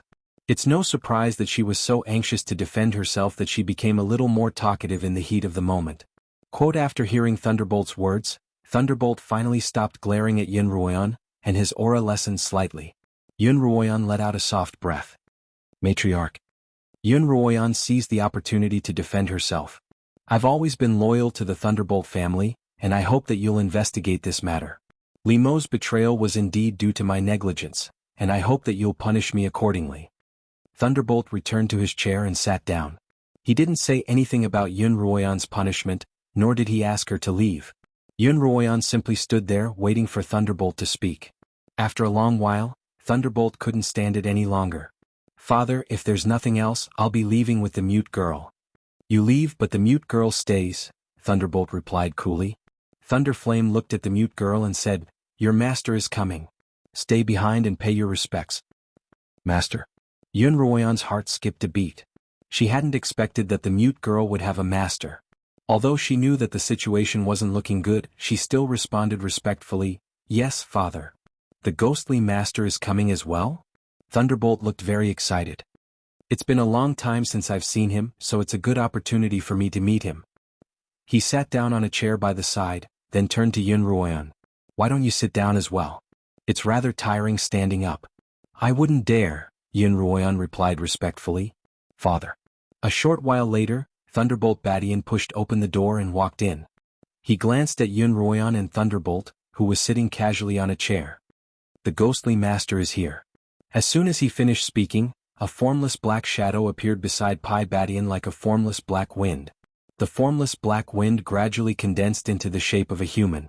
Xuanhuan could see that it was a man shrouded in a black robe, and just like her, he was shrouded in a hazy ghostly aura, making it difficult for others to see his true appearance. "Greetings, family head." The ghostly master bowed to Thunderbolt. His voice was even hoarser and deeper than Xuanhuan's fake one, as if something had been stuck in his throat. Anyone who heard it would feel goosebumps all over their skin. "Ghostly master, you should catch up with your disciple," Thunderbolt instructed.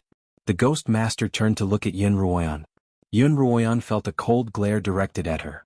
She braced herself and stepped forward, bowing to the ghost master. "This mute girl greets master."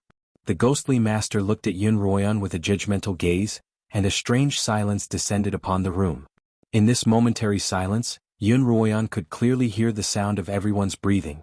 "Mute girl, I heard from the young manor lord that you made a major mistake during your mission."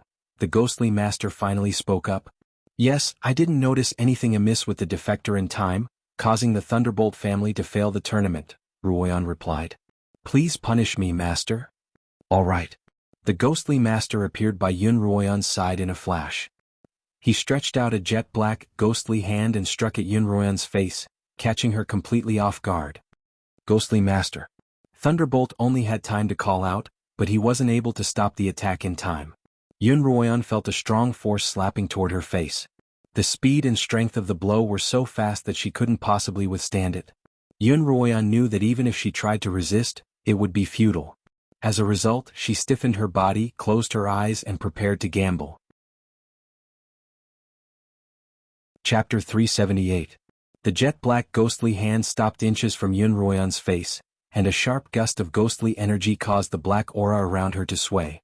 It wasn't easy to raise you, and it'd be a pity to kill you. The ghost master retracted his hand and continued, I'll plead with the patriarch to give you a chance to redeem yourself. Xuanhuan opened her eyes and replied with lingering fear, Yes, master. You may all leave. I have something to discuss with the ghost master, Thunderflame said.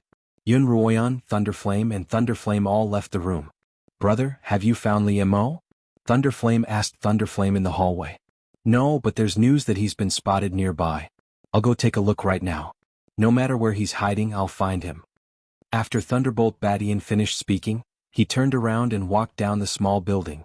Mute girl, you can only prove your innocence by finding Liemo, Thunderflame said as he looked at Thunderflame's back. Inside the room, Thunderflame and the Ghost Master stood and sat. Thunderflame was the first to ask, Ghost Master, is there something wrong with your disciple? She's not my disciple at all, the Ghost Master replied. I'm afraid the mute girl is already dead. Even though Thunderflame had vaguely anticipated this outcome, he couldn't help but feel angry. He slammed his palm on the armrest of his chair. With a crack, the armrest broke in half. The Feng family sure has some tricks up their sleeves. Extreme anger caused his voice to become hoarse and unpleasant. I never thought that there would be another ghost cultivator on the Dark Abyss continent other than you and the mute girl, and a member of the Feng family no less. The Ghost Master was silent for a moment. Ghost cultivation is a secret art of the Extreme Abyss continent. The first elder of the Silver Dragon clan told me when he taught me this art.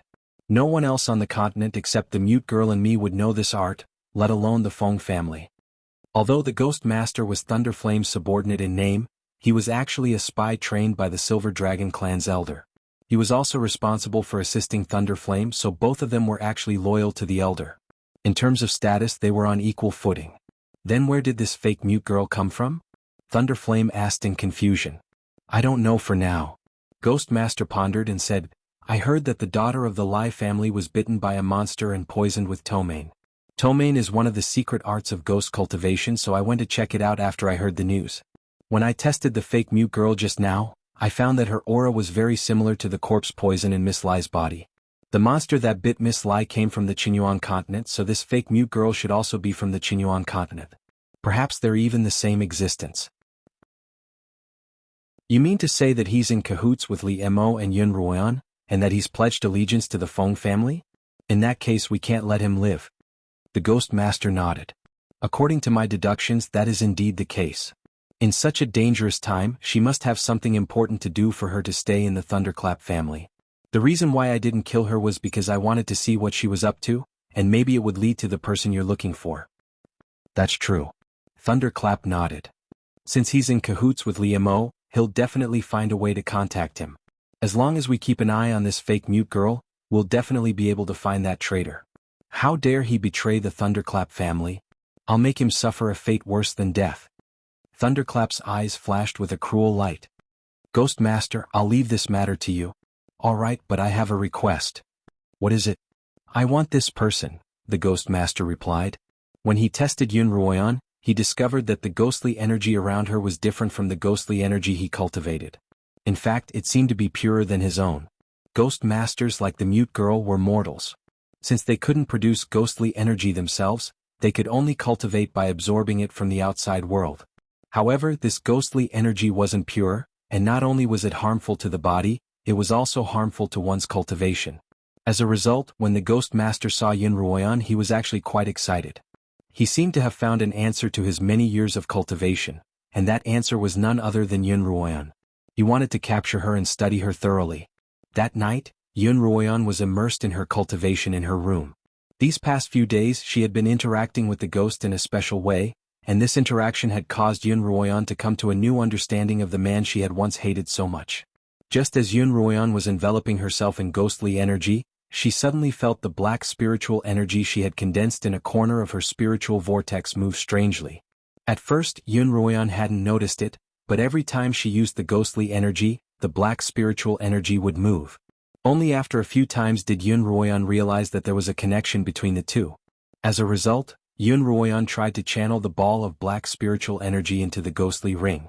To her surprise, she discovered that the ghostly ring could actually strengthen the power of the ghostly energy. Initially, the ghostly energy didn't have a physical form, but after being nourished by Yun Ruoyan a few times, it began to take on a physical form. This meant that the attack power of the ghostly energy would greatly increase. At that moment, Yun Rongyan was slowly channeling the black spiritual energy from her spiritual vortex into the ghostly ring. Because of the black spiritual energy's nourishment, the ghostly energy within the ring began to grow stronger and stronger. The ghostly energy it released filled the entire bed, making it look rather eerie. Just then a chirping sound rang out in Yun Ruoyan's mind.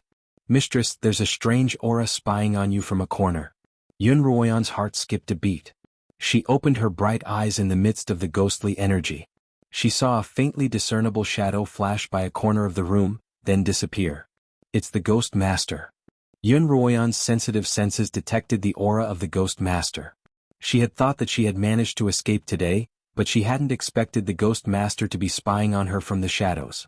"Qiu, it looks like I'm being watched," Yun Ruoyan murmured, a little discouraged. "Mistress, the current situation doesn't permit you to take any more risks. You have to think of a way to escape." Yun Ruoyan wasn't the type to drag things out. After a moment's thought, she made a decision. "You're right. Since I've already been seen through, I shouldn't stay here and let them find out where I'm weak." She had originally planned to use her identity as a mute to infiltrate the Thunderflame household and find out the whereabouts of her father, Long Yin. She hadn't expected to be exposed so quickly. If she were caught, not only would she not be able to achieve her goal, but she would also bring trouble to Liu Mo and the Feng family. Yun Ruoyan stopped cultivating, and the ghostly energy returned to the ghostly ring on her finger. She then lifted the curtains and got off the bed. "Mistress, you're not going to leave just like that, are you?" Qiu asked. "I've sensed the auras of quite a few experts outside, and they're all at least 9th rank blade masters. I'm afraid I won't be able to escape." Yun Ruoyan hadn't sensed any other experts outside, and she couldn't help but pause when she heard Qiu's words. She had intended to release her ghostly energy to stall the Ghost Master and escape, but she had no choice but to change her plans after hearing Qiu's words. "Looks like I'll have to ask for help." Yun Ruoyan sighed. "Who?" Qiu asked. "Mistress, did the Feng family leave a helper here?" Yun Ruoyan didn't answer Qiu's question. Instead, she tidied up her clothes and walked out of the room. Yun Ruoyan knew that she had been exposed, but the fact that Thunderflame hadn't attacked her meant that he wanted something from her. Yun Ruoyan expected that, as long as she didn't try to escape, the people watching her wouldn't do anything to her. As a result, Yun Ruoyan leisurely strolled along the corridor, as if she couldn't sleep at night. As she walked, she looked around. The Thunderflame family's ruthless methods not only earned them a fearsome reputation, but also brought them many enemies. As a result, the Thunderflame family's defenses had always been excellent. Although there seemed to be nothing around the inn, in fact, there was a restriction in the air to prevent people from entering on swords. As a result, anyone who wanted to enter or leave the inn had to go through the main entrance. In the courtyard, there were 3 groups of warriors patrolling the grounds day and night. Even a fly wouldn't be able to escape. Yun Ruoyan retracted her gaze and strolled all the way to Thunderflame's room. "Thunderflame, are you asleep?" Yun Ruoyan stopped in front of Thunderflame's door and called out in a hoarse, mute voice. Cultivators were usually more alert, and before Yun Ruoyan could call out a second time, the room lit up. "I just fell asleep. Wait a moment, I'll be out in a moment." Thunderflame's voice came from within the room. Not long after, he opened the door wearing a loose nightgown. "What's the matter, mute girl?" Thunderbolt rubbed his eyes, looking as if he hadn't just fallen asleep, but had been woken from his deep slumber. He smiled bitterly at Yun Ruoyan. "Don't tell me you're only seeing me off in the middle of the night?" Thunderflame had only told Thunderflame today that he would return to Thunderflame alone the next day. "I haven't had a chance to thank you for speaking up for me in front of the family head." Yun Ruoyan found a random excuse. "Come in and talk." Thunderflame smiled and opened the door. Yun Ruoyan shook her head. "Come out and walk with me. It's too stuffy in here." "All right." Thunderflame didn't hesitate and walked out of the room. Thunderflame followed Yun Ruoyan along the railing. "Second young master, have you always treated me as a friend?" Naturally, she was referring to the mute girl. Chapter 379. Of course, Thunderbolt replied. Ever since I was young, everyone by my side has treated me like a master. Only you treat me like a commoner, and I'm the only one who can talk to you. Xuanhuan was silent for a moment. She really hadn't expected Thunderbolt to be good friends with the mute girl, and from what Thunderbolt had told her, Xuanhuan understood that the mute girl wasn't an unpardonably evil person.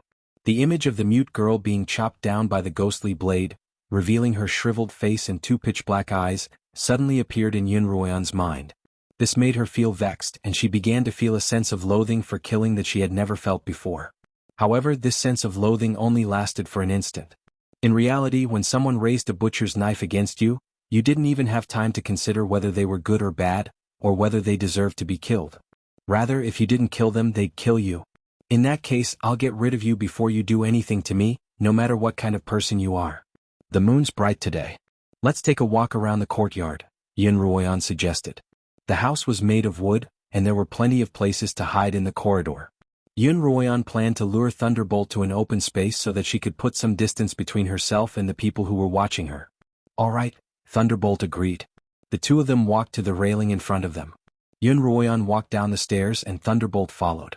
Mistress, the Ghost Master followed you down, but the experts aren't here yet, Xianxia reported to Xuanhuan from time to time. Xuanhuan and Thunderbolt arrived at the courtyard. The entire inn had been booked by the Thunderbolt family, and there were warriors patrolling the courtyard from time to time.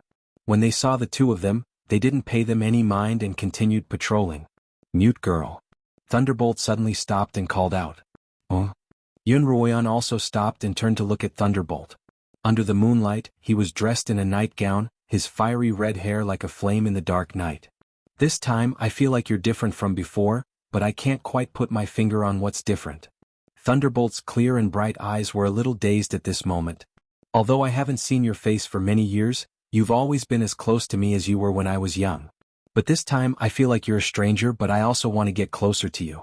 Although your voice is still mute, the way you speak and the feeling you give me is very similar to the person I've been thinking about. This feeling is really strange. Are you saying that I'm like Xuanhuan? You must be out of your mind. Xuanhuan turned around and continued walking. Yeah. Thunderbolt laughed self-deprecatingly before catching up to Xuanhuan. So this is what it feels like to like someone, to always see her in others. Mute girl, don't you think I'm silly? It's quite silly. Xuanhuan averted her gaze. You've only met her a few times, so why are you so hung up on her? She's probably sick of you. Your tone sounds just like her. Thunderbolt stopped walking once more.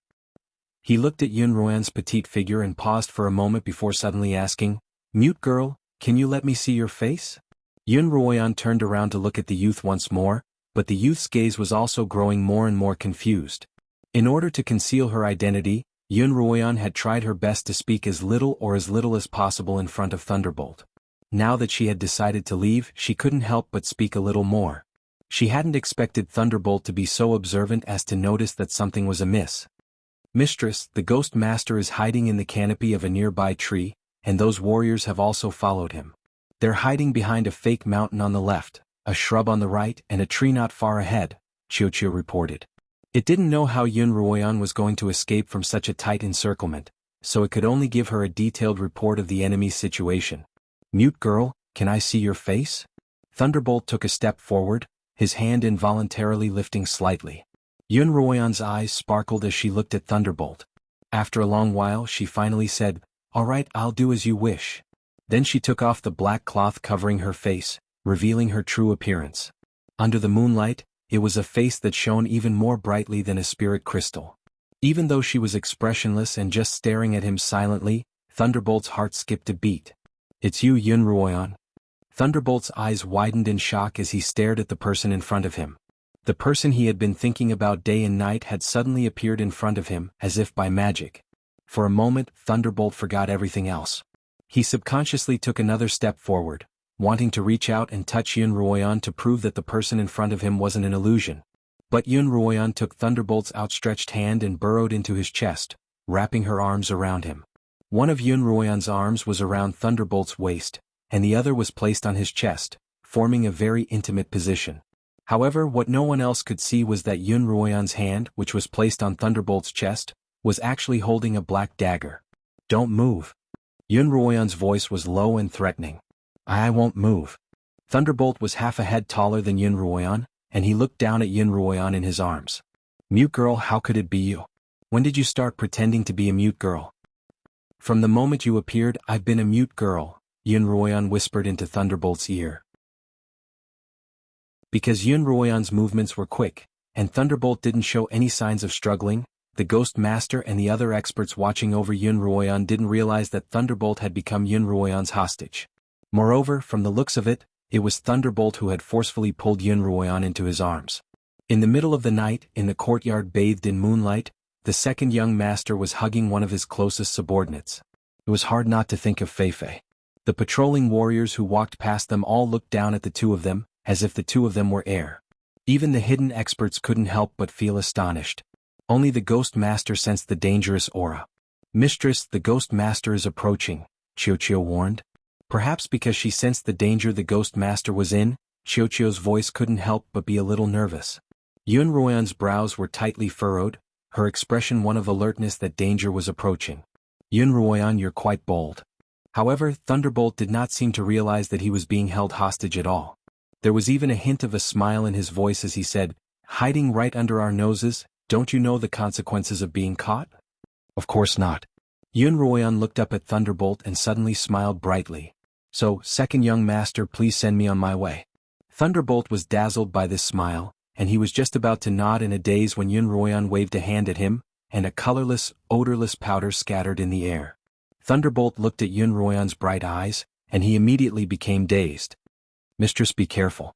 Just then Xiao warned Ruoyan. At the same time Ruoyan felt a strange, icy aura coming from behind her. The Ghost Master had sensed the bewitching powder in the air, and after confirming that Ruoyan was about to harm Thunderbolt, he launched a sneak attack on her back.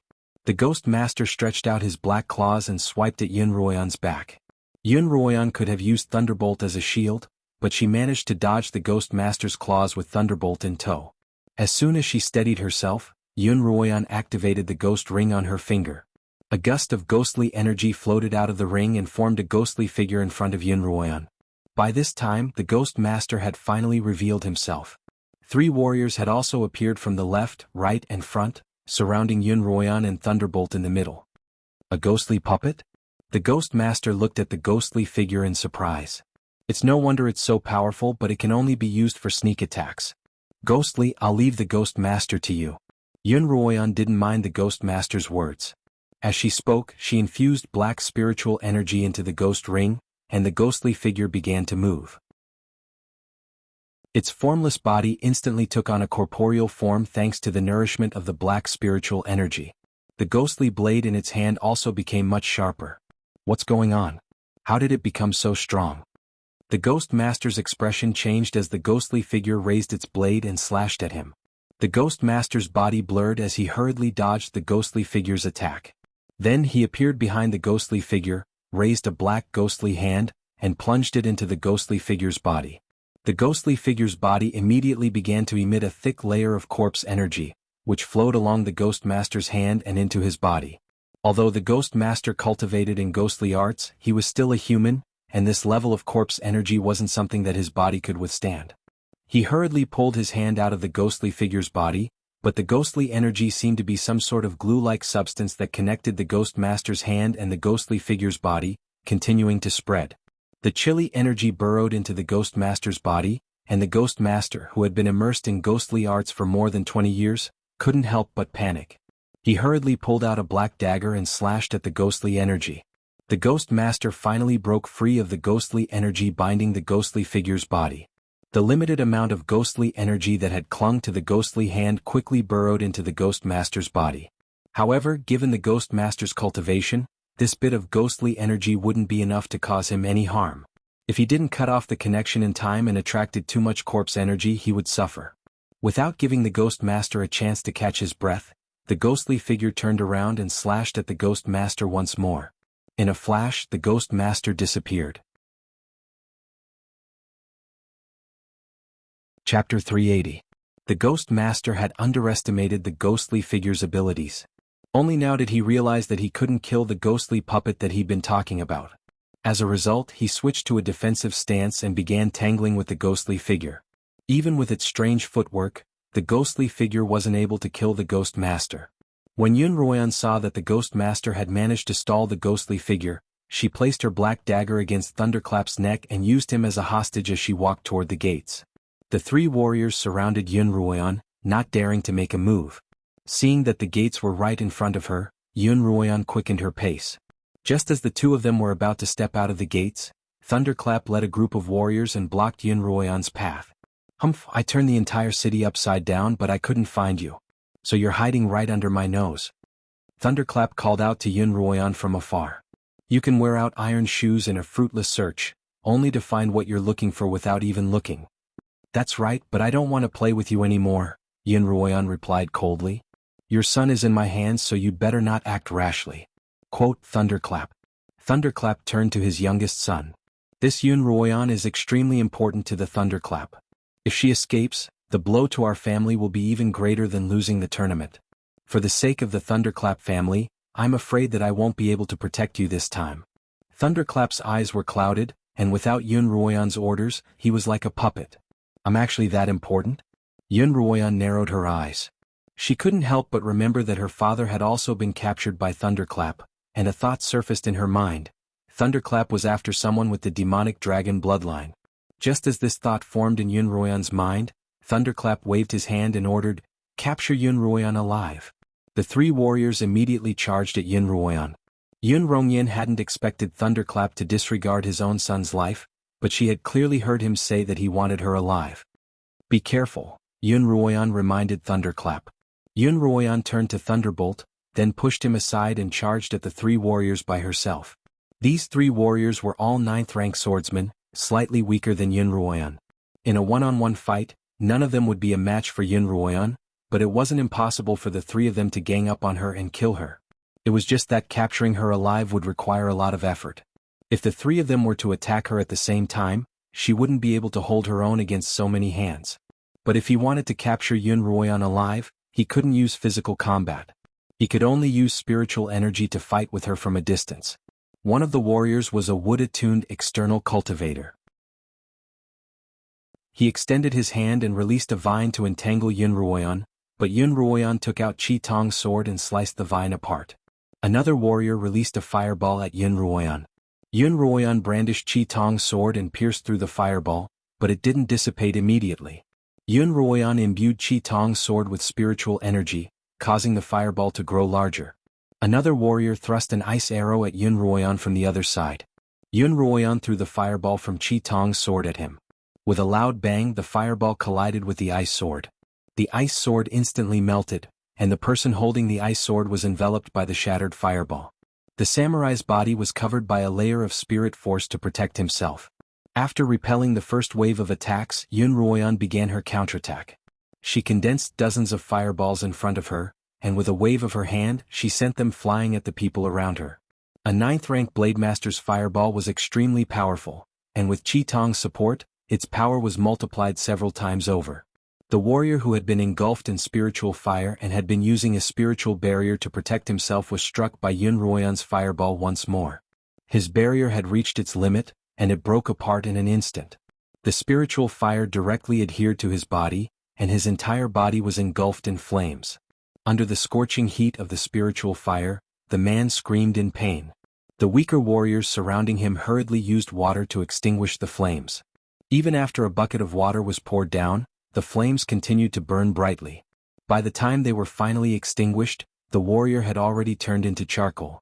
Xuanhuan had discovered that Qi Tong could increase the power of her fireballs.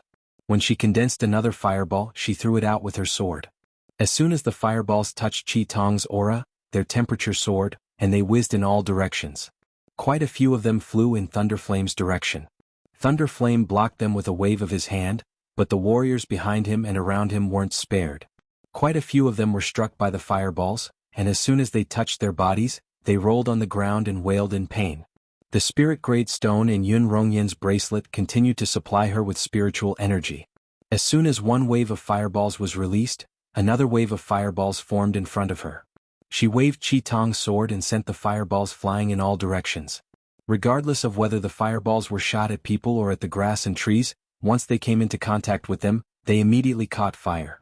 Alone, Yun Ruoyan was able to rely on such a domineering method to keep everyone at bay for a while. At this moment, under the attack of Yun Ruoyan's spiritual fire, the entire inn was engulfed in a sea of fire. Within the Xiaoyao cave, Li Mo was standing at the highest point, looking in Yun Ruoyan's direction. This was the task that Li Mo had spent the most time on recently. "Brother Li." Feng Yicheng's voice came from behind Li Mo. He walked up to Li Mo's side and looked in the same direction. "Is there still no news of Miss Yun?" "No," Li Mo replied. "Perhaps no news is the best news," Feng Yicheng replied. "On the other hand, I admire Miss Yun's courage. She played a huge role in our success in carrying out our plan. When she returns safely, I'll be sure to report to the head of the family and reward her handsomely." Just then, Li Mo saw a fire in the distance and his eyes narrowed. "The thunder flame is on fire." Feng Yicheng saw the fire as well. It was rising so quickly that it lit up the sky. "It's caused by spiritual fire," Feng Yicheng replied. "Only spiritual fire can burn so quickly." Before he could finish his sentence, Li Mo turned into a streak of light and shot toward the source of the fire. "Brother Li, don't be rash."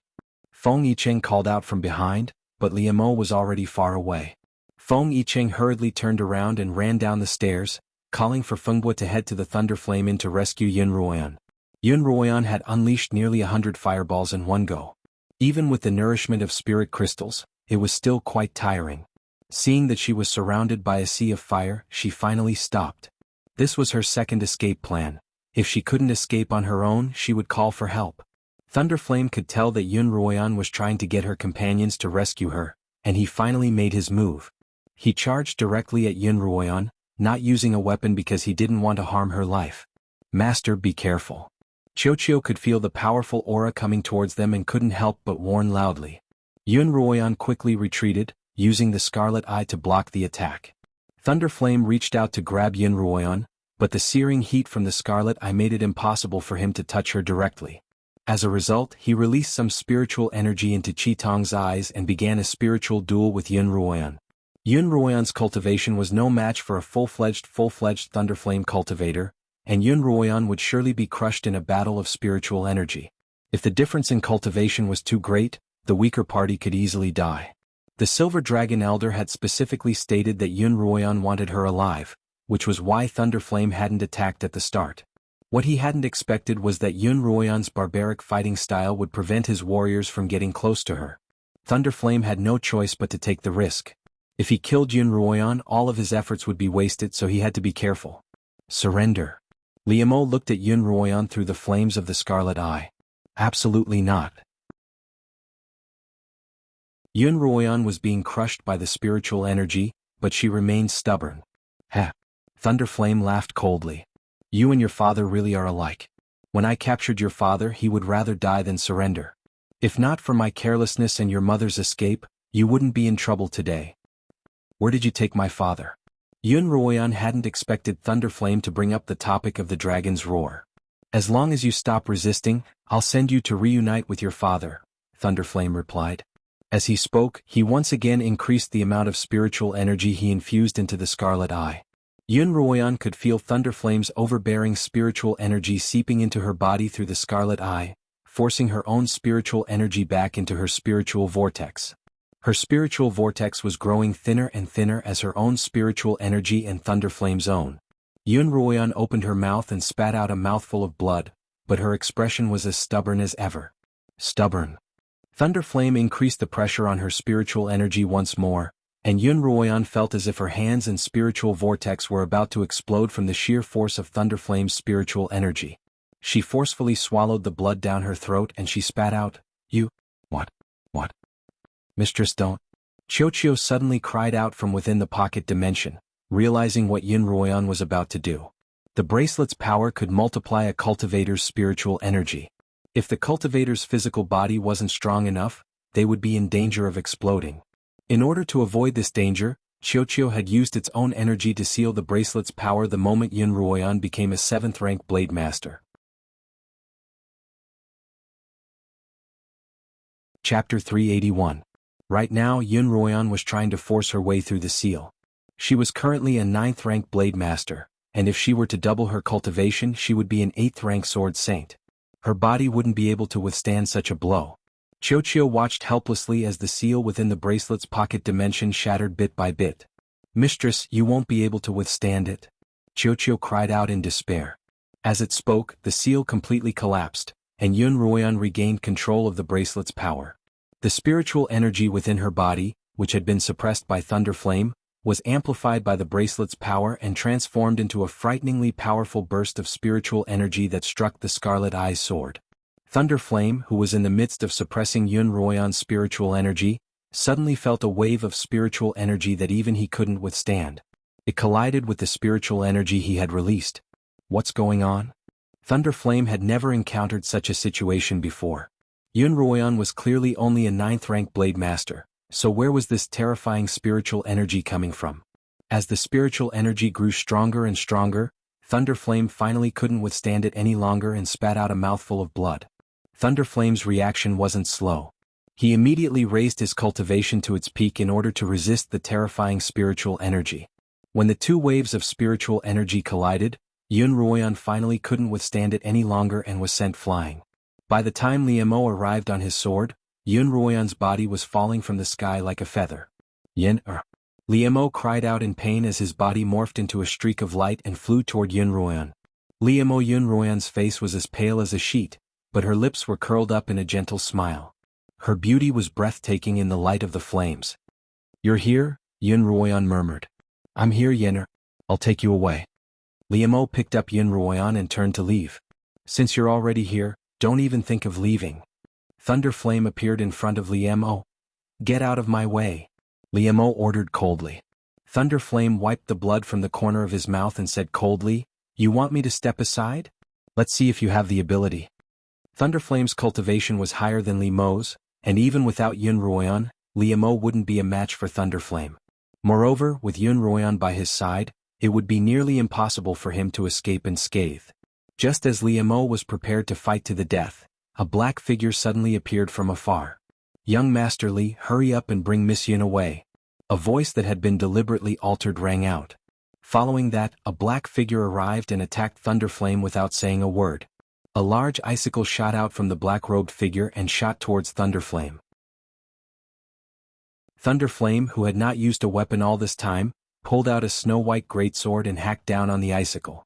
The icicle was shattered by the greatsword and fragments of ice scattered in all directions. It was as though snow and ice had fallen from the sky. When the icicle was completely destroyed by Thunderflame, he looked up to find that the black-robed figure who had attacked him was nowhere to be seen.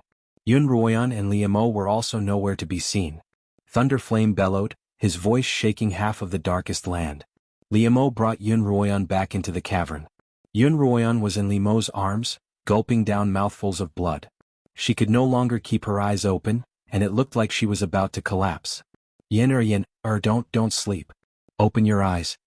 Liemo called out to Xuanhuan as he tried to infuse spiritual energy into her body, only to find that her meridians had been completely severed.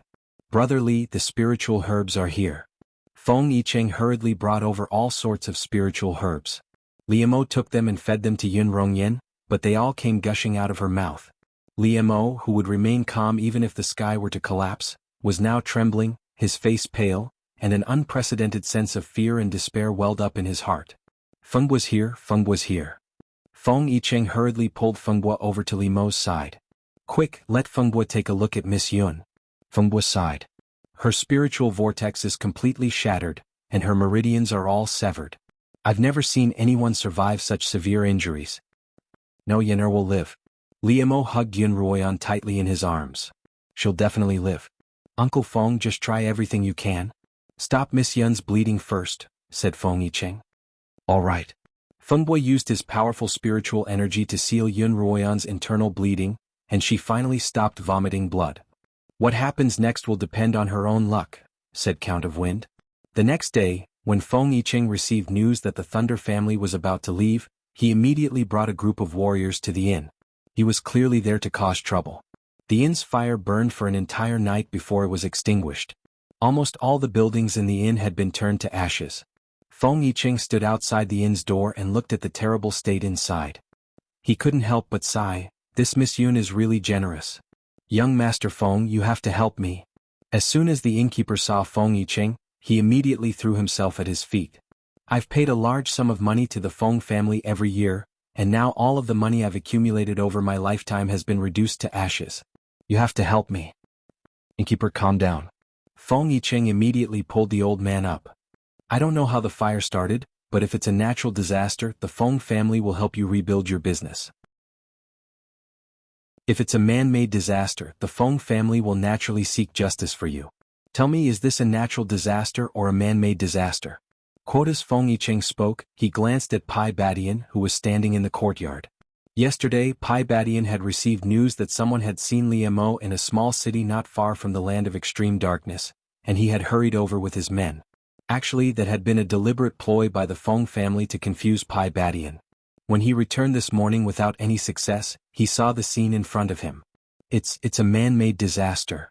The innkeeper gathered his courage and said to Feng Yicheng, last night for some reason, there was an internal strife in the Thunderbolt clan. One of the Thunderbolt clan's female subordinates suddenly defected. The Thunderbolt clan's patriarch brought people to stop the defection. That woman anxiously set fire everywhere, turning my inn into ashes. My life's work up. The 60-year-old man cried like a child on Feng Yicheng's shoulder. The innkeeper had lost his life's work, but he didn't dare ask for compensation in front of the Thunder family. He held it in until Feng Yicheng arrived. Only then did he pour out all of his grievances, hoping that the Feng family would give him justice. Innkeeper, don't worry. As long as the Feng family is still the manager of this place, we will uphold justice for you. No one will be able to break the rules in the land of extreme darkness, Feng Yicheng said righteously. Feng Yicheng said righteously. He purposely raised his voice to attract Thunderclap Bashan's attention. Pai Badian turned his gaze to Feng Yicheng, and Feng Yicheng looked back at him with a half-smile. Young Master Pai.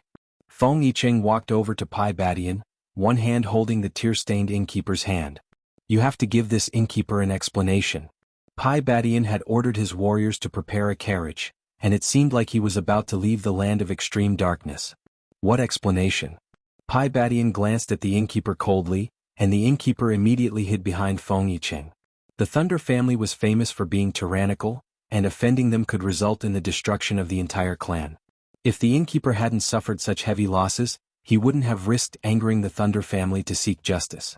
Young Master Pai, there's no point in scaring the weak, Feng Yicheng replied. Your Thunder family caused internal strife and burned down this innkeeper's inn. Aren't you going to give him an explanation? Internal strife? Pai Badian laughed in anger. The Feng family is well aware of what happened last night, so why are you still trying to play tricks on me? Quote, Young Master Pai, what do you mean by this? Wasn't Xuanhuan yesterday the handiwork of the Feng family? What Xuanhuan? What handiwork of the Feng family? Feng Yicheng feigned ignorance. I don't understand what you're saying. All I know is that this inn was burned down because of the Thunder family, and the Feng family is the manager of this place. You have to compensate for the damage, or you won't be allowed to leave. Feng Yicheng's voice was loud, and as soon as he finished speaking, the dozen or so warriors he had brought with him immediately blocked the entrance to the inn. What, do you want to fight? Yesterday Pai Badian had made a wasted trip, and today he found out that Xuanhuan had pretended to be a mute girl and burned down the inn. Feng Yicheng, on the other hand, had come looking for trouble, so he wasn't afraid at all. Moreover, on the surface the Thunder family didn't seem to be in the right. Just as the two groups were about to start a fight, Thunderflame's voice came from one of the carriages. Tian'er will accept this debt. Father. No need to say anything more. Let's hurry, Thunderflame ordered. Yes. No matter how indignant Pai Badian was, he had no choice but to suppress his anger. Master Pai, you're indeed a reasonable man. Feng Yicheng smiled sincerely. How much do you need? Pai Badian resisted the urge to punch Feng Yicheng in the face. Normally, it's impossible to build an inn without at least 10,000 spirit crystals, Feng Yicheng counted with his fingers. Feng Yicheng counted on his fingers. Also, it will take at least half a year to rebuild it. This will cost at least 5,000 spirit stones. Including the management fee, it will be 5,000 spirit stones. Just give me 20,000 spirit stones. You're robbing me? Pai Badian gritted his teeth. Young Master Pai, how can you say that? The last time you were in the Carefree Cave, you spent 10,000 spirit crystal stones to buy 3 women. 20,000 spirit crystal stones is only the price of 6 women to the Pai clan. If outsiders knew that the Thunder family was so generous in buying girls, but so stingy in compensating others for their losses, it wouldn't be good for the Thunder family's reputation. Chapter 382. You. Thunderbolt Badian choked on his words. I'm not going to argue with a sly person like you. This is a transfer order from the Thunderbolt family. Take it and you'll be able to get 20,000 spirit crystals out of it. Thunderbolt Badian took out a token and tossed it into Feng Yicheng's lap. Feng Yicheng held the token against the morning sun, as if trying to determine its authenticity. Can you have your dogs move aside now? Thunderbolt Badian asked. Brothers, the Thunderbolt family is calling us dogs. What do you think we should do? The Feng warriors blocking the entrance shouted in dissatisfaction before Feng Yicheng could speak. Since they're calling us dogs, we'll be dogs for a while. If they don't understand human language, then we won't move. Feng Yicheng, don't blame me for being merciless if you're still looking for trouble, Thunderbolt Badian warned. Feng Yicheng saw that Thunderbolt Badian's patience had reached its limit, and he didn't want to push him too far. Everyone please move aside. Young Master Thunderbolt has been away from home for a long time, so let's not delay their journey. Only then did the warriors open the door, and the Thunderbolt family carriages left the inn one by one. Thunderbolt Badian dismounted his horse and urged it past Feng Yicheng. Feng Yicheng, Feng family, well done. The Thunderbolt family won't take this lying down. He spurred his horse forward and galloped ahead of the carriages. Have a safe journey, young Master Thunderbolt. I'll be waiting for you. Feng Yicheng's voice was imbued with spiritual energy as he chased after Thunderbolt Badian. This was a blatant provocation. Just like that, Xuanhuan lay silently on the bed for more than 10 days. The Feng family had used every spiritual pill they could find on Xuanhuan's body, but there was no obvious effect. However, the worst-case scenario that Feng Bo had predicted didn't happen to Xuanhuan either. Not only did it not happen, Xuanhuan's body continued to undergo a series of shocking changes that no one else could detect. The shattered spiritual sea in her dantian was repairing itself at a slow speed, and there was a trend of further expansion on the broken foundation. Her meridians, which had been damaged by the violent surge of spiritual energy, were slowly being repaired, and they were even more resilient than before. All of these changes were taking place within Xuanhuan's body. Over the past 10 days, Liemo had been by Xuanhuan's side at all times. As he watched her face gradually turn from ashen to pale white, and then to rosy, and as her breathing gradually stabilized, Liemo's tensed heart finally began to relax. During this period of time, Count of the Wind had come to check on Xuanhuan every day, and he had been shocked by her series of changes.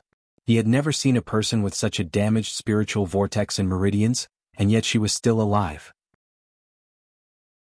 Not only was she alive, but she was also constantly repairing herself. Fengbua, what happened to Ruoyan? Liemo also knew how to read a person's pulse, but as the saying went, too much concern leads to confusion. He always trusted the results of others more than others. Her life's no longer in danger, Count of the Wind replied. As for when she'll wake up, I can't say for sure, but it's only a matter of time. 5 days after Count of the Wind's words, Xuanhuan finally opened her eyes. The first thing she saw was a haggard Liemo. Liemo had prepared a basin of warm water for Xuanhuan to wash. He knew that Xuanhuan loved cleanliness, and that she would bathe 3 times a day at home, and at least once a day at Kongming Academy. However, ever since she had arrived on the Qingyuan continent, Xuanhuan hadn't had a chance to soak in a warm bath. Liemo had wanted to prepare a bathtub for her to soak in, but Count of the Wind had said that Xuanhuan's current condition wasn't suitable for her to be moved. When Liemo's towel touched Xuanhuan's sensitive spots, she suddenly muttered, "It tickles." Liemo immediately stopped what he was doing and turned his gaze from Xuanhuan's smooth body to her face. Xuanhuan's face was serene, and her somewhat dry lips were slightly parted, but she showed no signs of speaking. Liemo thought that he had heard wrongly. He sighed and continued what he was doing. When his towel touched Xuanhuan's sensitive spots again, she opened her eyes. "Liemo, don't touch there. It's ticklish." Xuanhuan spoke very clearly. When Liemo raised his head again, he saw Xuanhuan's bright eyes. You're finally awake." Liemo's face, which had been cold for nearly 10 days, finally broke into a smile. 2 days later, Xuanhuan's body had mostly recovered, and her astonishing regenerative abilities left Count of the Wind in awe. These past few days, Liemo had been meticulously taking care of Xuanhuan. However, ever since Xuanhuan had woken up and smiled at him, he had been treating her coldly. This time Liemo was truly angry. He was angry that Yunruoyan's impulsiveness had placed him in danger time and time again, angry that he was always a step too late when Yunruoyan was in danger, and angry that he was powerless when Yunruoyan was unconscious. That night, Liemo watched as Yunruoyan drank her medicine and prepared to leave. These past few days he had been sleeping in separate rooms with Yunruoyan. Liemo, don't go. Don't be angry at me again, alright? Yunruoyan reached out to pull on Liemo's arm, but he remained unmoved. In fact, he even turned his gaze away from her. You've broken your promise. You promised that you wouldn't put yourself in danger, Liemo said. It's all my fault for making you worry again. Can you punish me but don't ignore me? Yunruoyan tugged on Liemo's arm and whined. My head hurts. What's wrong? Are you feeling unwell?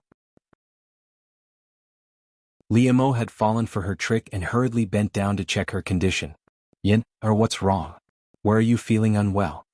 Liemo had indeed fallen for her trick. He hurriedly bent down to examine her, his tone full of anxiety. Yunruoyan took her hand away and smiled at Liemo mischievously. Liemo froze for a moment, and his anxiety turned to anger. However, before he could react, Yunruoyan's soft arms circled around Liemo's neck, tightly binding him to her. Liemo, don't be angry, alright?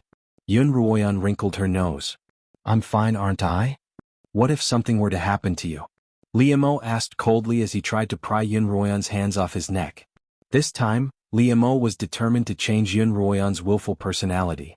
Yunruoyan used all the strength in her body to hold on to Liemo. When Liemo increased his strength, Yunruoyan's mouth twitched and her eyes turned misty. Liemo, don't be angry. Don't abandon me, alright? Yunruoyan whimpered.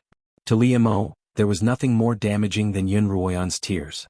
Each drop of her tears was like a pebble, causing ripples in Liemo's calm heart. Liemo suppressed his heartache for Yunruoyan and asked coldly, Do you know your mistake? Yes. Yunruoyan sniffled. I know my mistake. Will you still be so disobedient in the future? No, I won't. Liemo frowned, a look of disbelief on his face. Yunruoyan immediately pointed a finger to the heavens and swore, I, Yunruoyan, swear that if I disobey you in the future and do anything dangerous I'll... Before she could finish her sentence, Liemo's warm, moist lips silenced her. Yunruoyan's slightly dry lips were like a flower in a drought, basking in Liemo's warmth.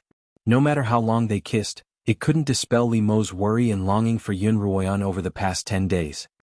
He wanted nothing more than to melt the woman in his arms into his own body, to become one with him forever. Liemo.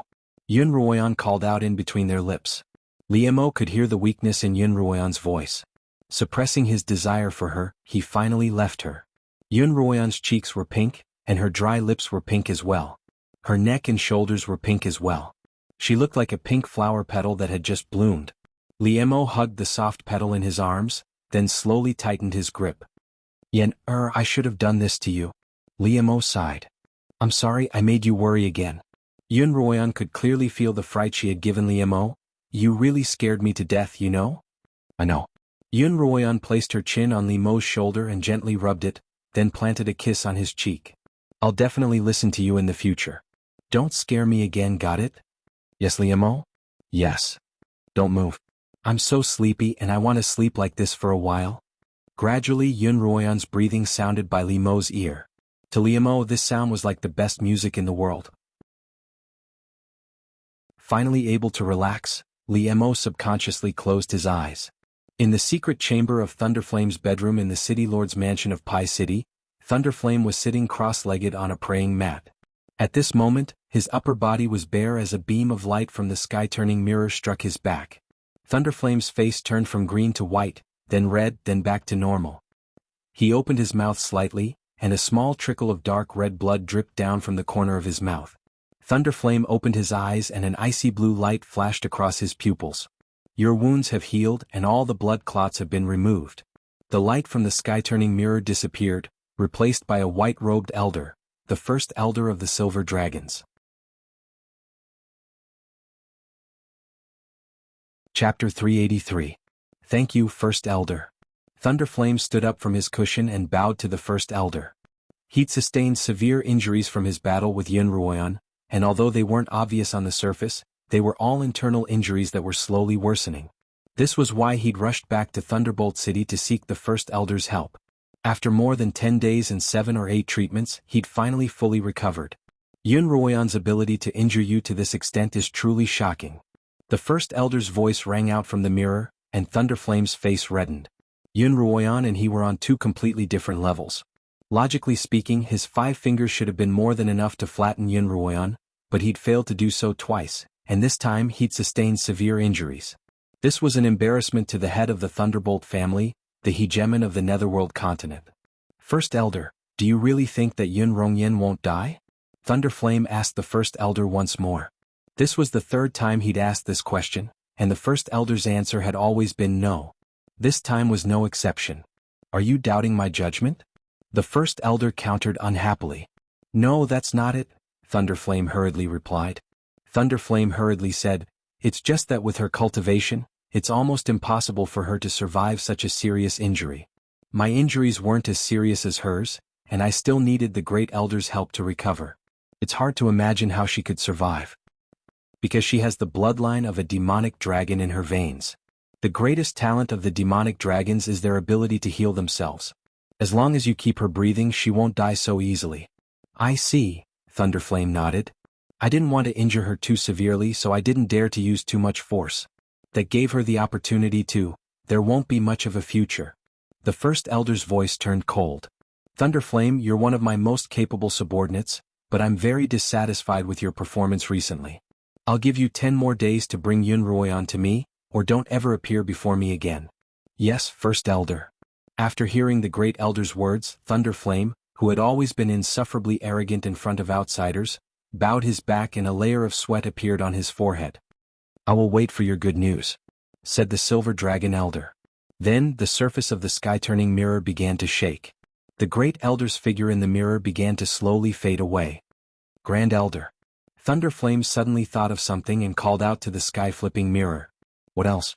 Both times I tried to capture Yunhuan, a black-robed man appeared, and his cultivation was no lower than mine. I've injected some more silver dragon blood into your body this time. You've already broken through to mid-3rd level. With a little more effort, you'll be able to reach 4th level in less than 10 days.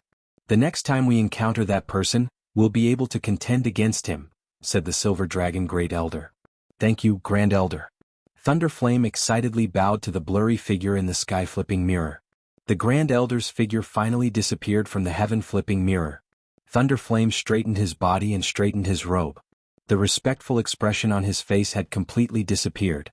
Once again he became the iron-blooded, cruel and insufferably arrogant Thunderflame clan patriarch.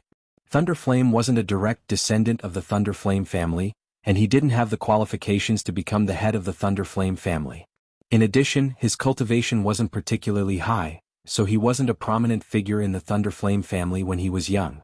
But one time he accidentally obtained the sky-flipping mirror and made contact with the Silver Dragon Elder, who lived on a high-ranked continent. The Silver Dragon Elder happened to be looking for subordinates on a low-ranked continent, so he accepted Thunderflame. The Silver Dragon Elder injected silver dragon blood into Thunderflame's body to raise his cultivation talent and raise his status in the family. He then sent a ghostly master to assist Thunderflame. In addition, Thunderflame himself was a vicious and merciless man. In just a decade or so, he had risen from an unknown scion of the Thunderflame family to the head of the family. Then he used a series of cruel and ruthless methods to expand the Thunderflame family's influence. Finally, he had become a dominant force in the Thunderflame family. Thunderflame walked out of the secret chamber. Just as he sat down on the main seat, a gust of cold wind blew in from outside. A black, ghostly figure appeared by Thunderflame's side. Ghostly Master, have you found out where Yunhuan and Liamo are? Thunderflame asked. Yes, I found out that they're currently recuperating in one of the Feng Manor's residences. The Ghostly Master's raspy voice rang out. This Yunhuan truly isn't an ordinary person. Despite her injuries, she's almost fully recovered in less than a month. The demonic dragon clan was an all-powerful existence on the upper continents 1,000 years ago. Naturally, they are no small matter. Otherwise, the Silver Dragon Elders wouldn't have been unable to exterminate them after 1,000 years. Thunderflame wasn't surprised by the Silver Dragon Elder's explanation. But now that we know where she is, we can't give her another chance to escape. This time we must plan a proper plan to capture her. Thunderflame told the Ghostly Master about the 10-day deadline that the Elder had given him. Now that Yun Ruoyan and Li Mo have the support of the Feng family, we have to avoid them. The black-robed man who came to Yun Ruoyan and Li Mo's rescue must be a hidden expert of the Feng family, so it's best if we avoid a direct confrontation with him. 10 days should be enough time for us to make our move. In one of the Feng Manor's residences, Yun Ruoyan and the Lin sisters sat around Lin Tianming, chatting. Lin Tianming's complexion was much better after this period of recuperation, but the damage he had suffered over the past 10 days had severely damaged his constitution. It seemed impossible for him to fully recover for the time being. "Uncle, I'm sure grandfather will be very happy to see you again," Lin Xianxia murmured regretfully. "If only I could send him a letter right now." Kongming Academy would only reopen the all-seeing mirror's vortex gate after 3 years, which meant that they would have to wait 3 years before they could return to the Xuanhuan continent. Lin Xianxia looked at the withered leaves in the courtyard and counted on her fingers. It was early spring when we arrived and it's already autumn. After this year, we'll only be able to return to the Xuanhuan continent in 2 years. I miss grandfather so much and I wonder how he's doing. Lin Xianxia leaned against Yun Ruoyan for comfort, and Yun Ruoyan patted her cheek. "Ling will take good care of grandfather. Don't worry. As his son, I'm the most unfilial of all." Lin Xianxia's words caused Lin Tianming's heart to ache. "I haven't been filial for more than a decade and he's worried about me day and night." During this period of time, the Lin sisters and Yun Ruoyan had told Lin Tianming quite a bit about what had happened to the Lin family in the Xuanhuan continent. Although they had described the Lin family situation in a positive light, Lin Tianming still felt quite sad. "Once father returns to the Lin manor, we'll be even more prosperous." Lin Qingchen brought a blanket over Lin Tianming's legs. "Yes, the Lin family will only get better with all of you around." Lin Tianming's heart was filled with hope as she looked at the 3 beautiful girls surrounding her. Over the past few days, Li Mo had been dragged around the Feng capital by Feng Yicheng. He had even found a rather grand manor for Li Mo and Yun Ruoyan, claiming that it was a reward from the Feng family, but Li Mo had rejected the offer. Neither he nor Yun Ruoyan liked crowds, and the Slaughtering King's manor on the Xuanhuan continent had always been built in a secluded location. Naturally, he didn't like such a large manor in the middle of the city. However, the Feng manor was rather secluded, and the Lin sisters and Yun Ruoyan all liked it, so Li Mo requested it. Feng Yicheng naturally agreed without hesitation. As long as Li Mo and Yun Ruoyan could stay in the Feng capital, he would agree to any request Li Mo made. Li Mo had gained some understanding of the Feng capital over the past few days. Compared to Thunderbolt City, the Feng capital's environment was much more relaxed, and the citizens lived and worked in peace. Li Mo had also learned that the Feng capital was probably the wealthiest of the 7 cities, and that the quality of life there was also the highest. If they wanted to survive on the abyssal continent for a long time, the Feng capital was naturally the best choice. At noon, Feng Yicheng brought Li Mo to a restaurant. Although the two of them had long since reached the point where they could abstain from eating, they couldn't help but lust for good food. Li Mo didn't mind this, but Feng Yicheng was very particular about it. Li Mo could tell that the brocade-robed family had a high standard of living. "Brother Li, that manor is indeed quite secluded, but the security measures aren't easy to set up," Feng Yicheng commented as he poured wine for Li Mo. The manor was backed by a mountain and there was water on both sides. It wasn't the best place to set up a barrier, and it was in a sparsely populated area. Moreover, it was in a sparsely populated area. If something happened, it would take some time to dispatch people over. Li Mo didn't respond, so Feng Yicheng continued, "How about this? I'll discuss it with the patriarch and assign a dozen or so warriors to ensure your safety." "Thank you, Brother Feng and the patriarch, for your kind intentions." Li Mo raised his cup and toasted Feng Yicheng. After finishing his cup, Li Mo turned his gaze to the street. There were quite a few people on the street and there were even stalls set up on both sides of the street. Li Mo couldn't help but smile warmly. When Yun Ruoyan's body was a little stronger, he would be able to take her on a stroll around the Wind City. Just then a familiar figure appeared in the crowd, Zhui Yifeng. Zhui Yifeng wasn't the only familiar figure. Behind him was Qin Feng, and both of them were accompanied by an elderly man in brocade robes, Count of the Wind. Feng Yicheng followed Li Mo's gaze and saw Count of the Wind, Zhui Yifeng and Qin Feng. He smiled. Count of the Wind is assisting the patriarch in managing the safety of the entire Feng capital. Brother Li's 2 friends are now his good helpers.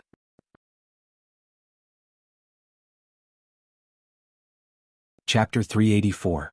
While Yun Ruoyan and Li Mo were in the dark, Zhou Yifeng had rescued Lin Qingchen and Qin Feng with the help of the Feng family, then reunited with Lin Tianming and Lin Qingxue in Wen City.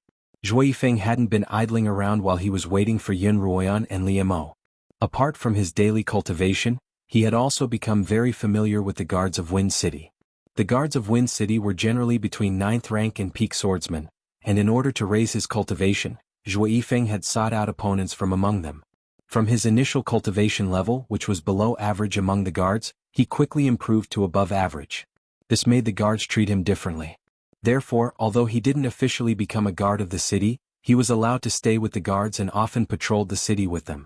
Qin Feng had already been a 9th-rank swordsman when he was still a tutor at Kongming Academy, but his cultivation hadn't improved much over the past few years. As a result, he had joined Zhou Yifeng's squad and trained with the guards, hoping that it would be of some help to his own cultivation. By the time Yun Ruoyan and Liu Mo arrived at Wen City, the two of them had already been part of the city's guards for a month. If there weren't any major changes, the two of them would soon become members of the guard squad. "Uncle really likes Zhou Yifeng," Feng Yicheng replied. "He says that not only is he diligent, but he's also quite talented. He wants to take him in as a disciple, but Zhou Yifeng says that he already has a master." Feng Yicheng said with some pity, "Uncle's cultivation is one of the best in the entire Nether Abyss continent. Even I wanted to become his disciple, but he didn't like me. Zhou Yifeng is such a pity." As Liu Mo looked at Zhou Yifeng's back, he couldn't help but think of Su Bei. Before entering the Dark Abyss, Su Bei had sought out Liu Mo and begged him to take good care of Zhou Yifeng. He had even said that if Zhou Yifeng managed to return to Wen City, there was a high chance that he would reunite with him.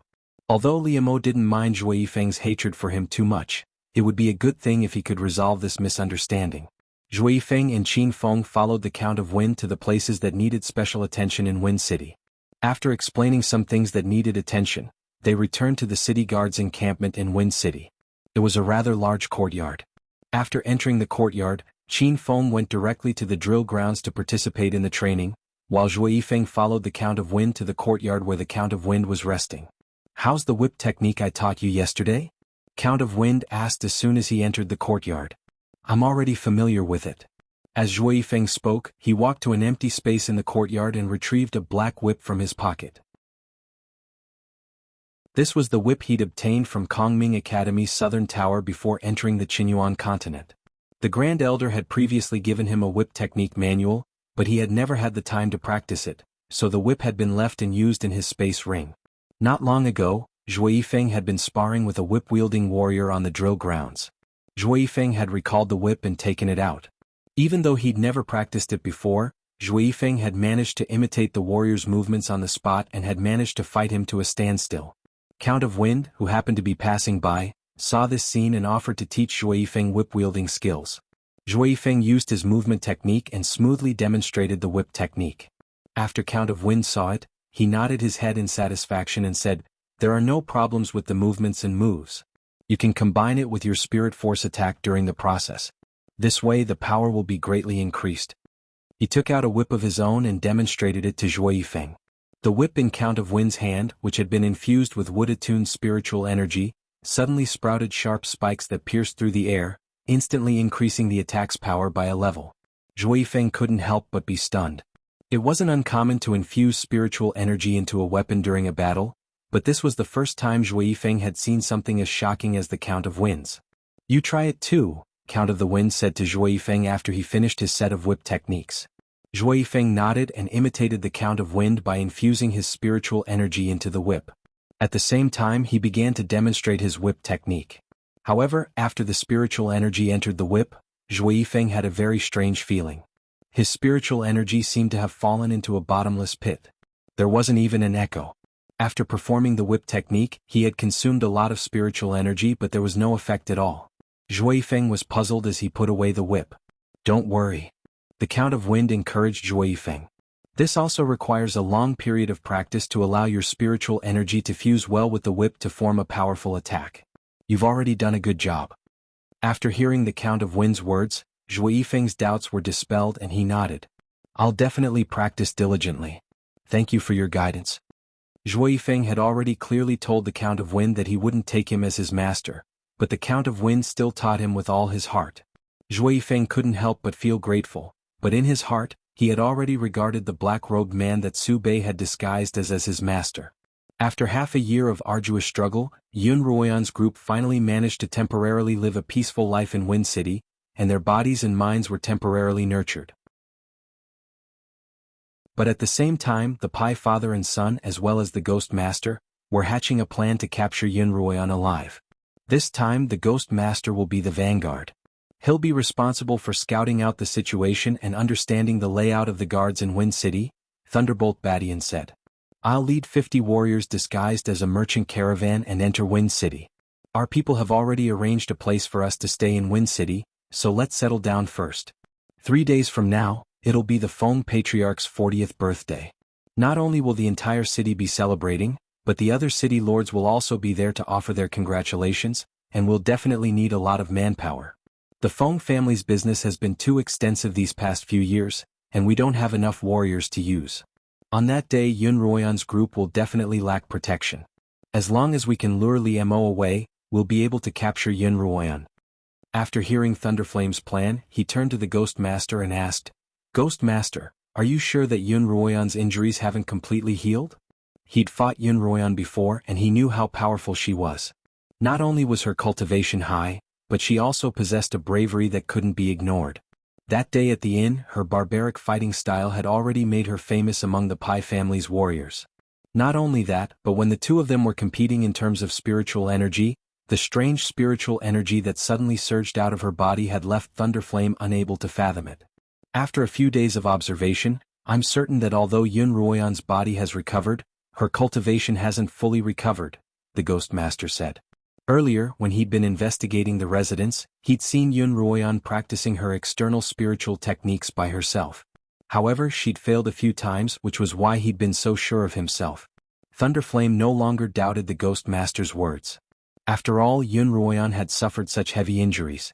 Even if the Silver Dragon Elder had said that she possessed the demonic dragon bloodline, it was still impossible for her cultivation to recover so quickly. Otherwise she would truly be a freak of nature. All right. In that case we'll act according to Tianer's plan, Thunderflame concluded. The Ghost Master immediately set off for Wind City, while Thunderflame began selecting a few experts from the City Lord's manor. He then had the bearded steward prepare a convoy of carriages, then prepared to set off on the third day disguised as merchants. At this point there were still 6 days until the deadline of 10, and the journey would take 2. After resting for a day, it would be the Feng Patriarch's birthday celebration. The bearded steward was chatting with Thunderflame in his room when a warrior suddenly came looking for him.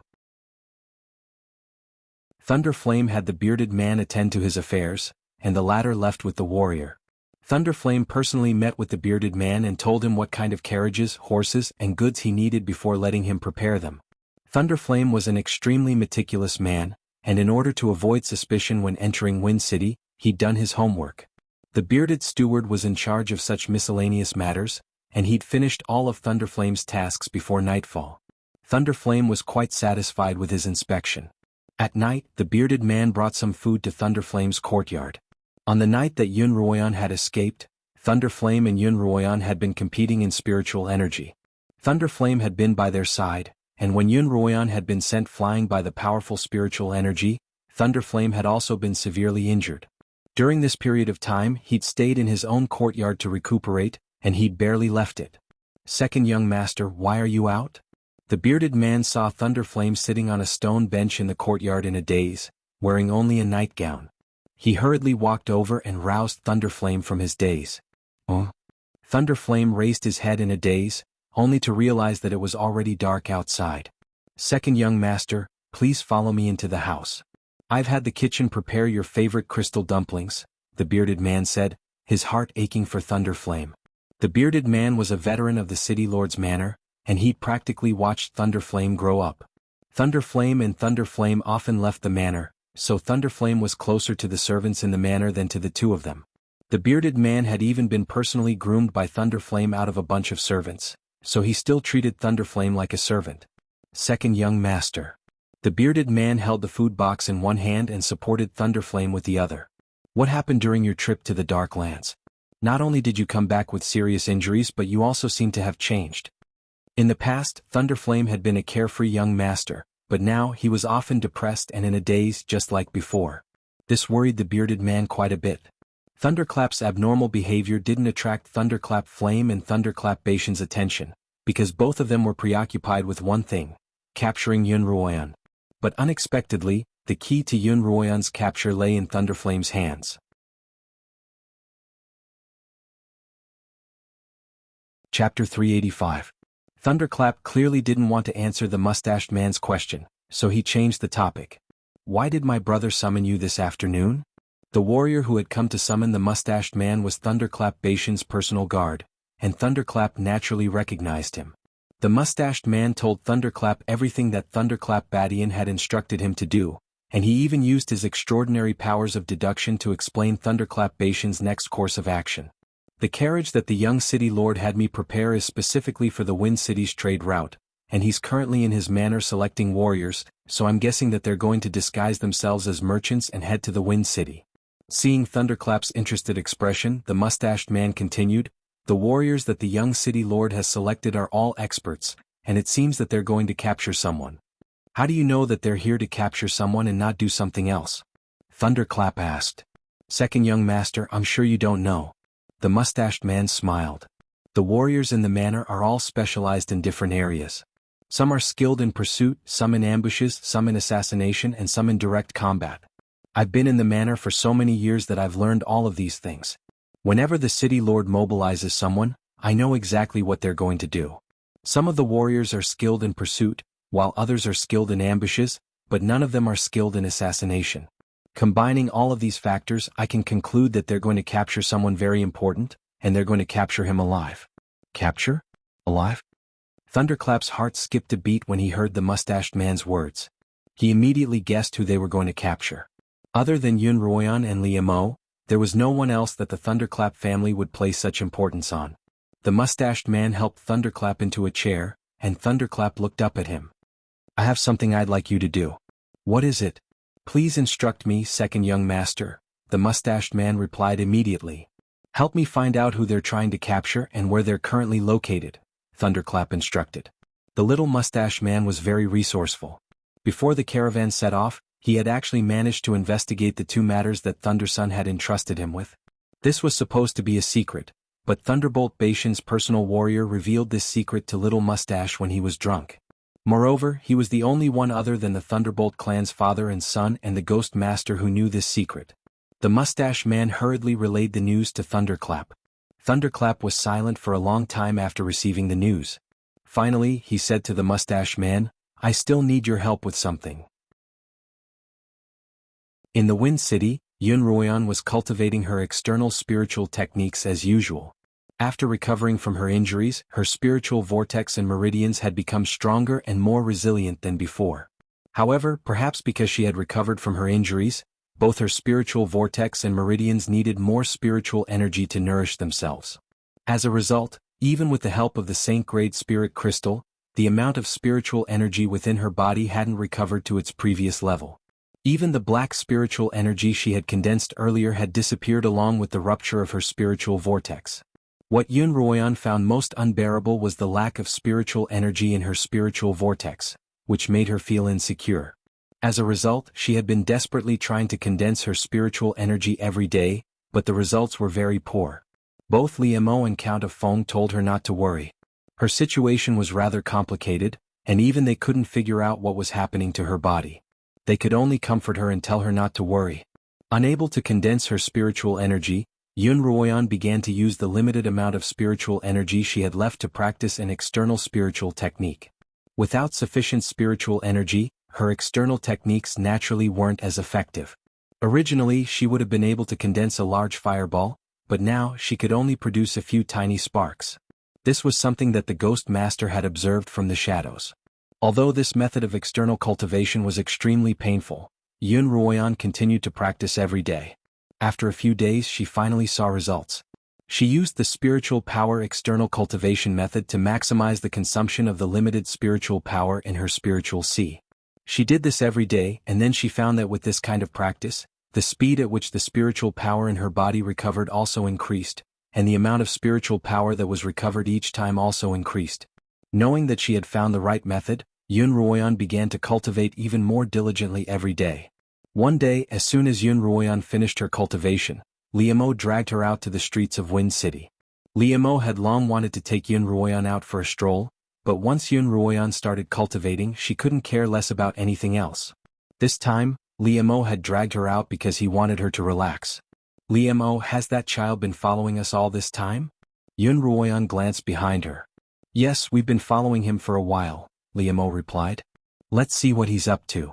Hand in hand, the two of them turned into a small alley, and the young beggar hurriedly followed.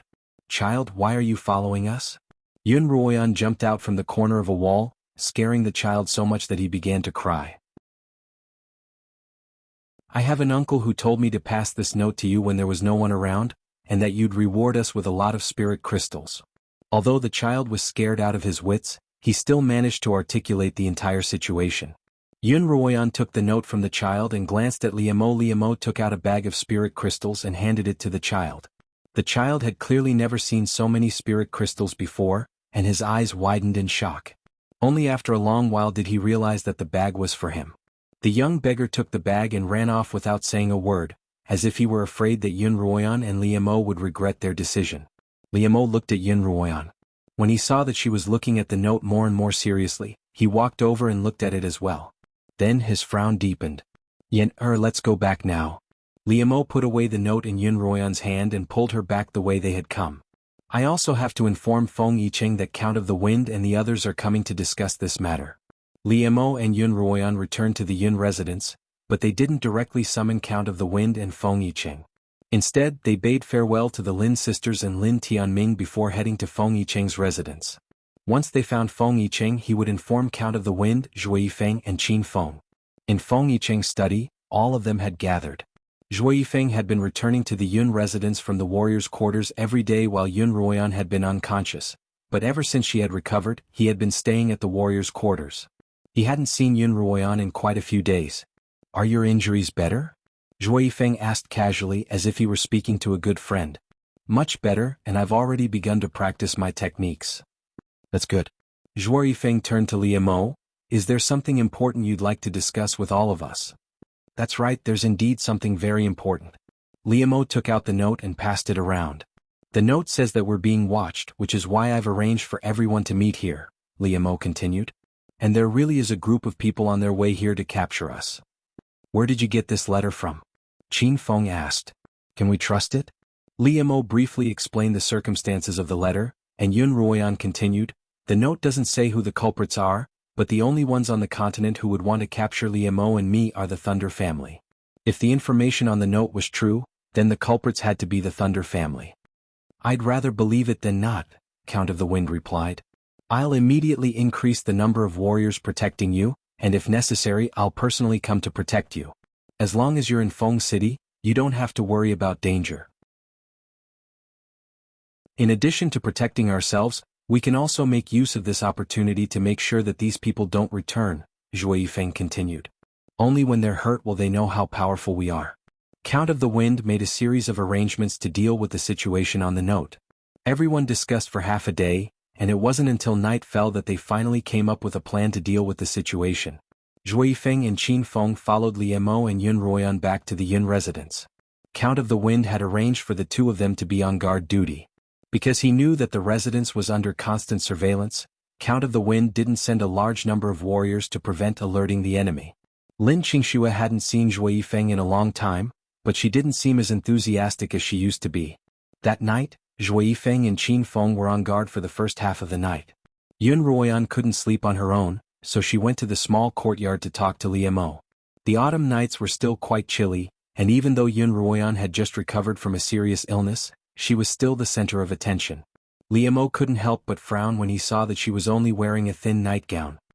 I told you to rest in your room, but you didn't listen to me again, he said in a displeased tone. Yun Ruoyan smiled as she walked up to Liamo and burrowed into his broad embrace. I couldn't sleep on my own, so I wanted to come and see you. Liamo hugged the petite girl in his arms. No matter how displeased he was, he couldn't express it. At this moment, the sound of coughing could be heard. The two of them turned in the direction of the sound, only to see two silhouettes approaching. It was Qin Feng and Zhui Yifeng. The one who coughed was Qin Feng. He smiled. Liamo, quickly bring Ruoyan to rest. Her body has just recovered and she won't be able to withstand the cold. All right, I'll leave the rest of the night to you, Liamo replied, then walked toward the two of them.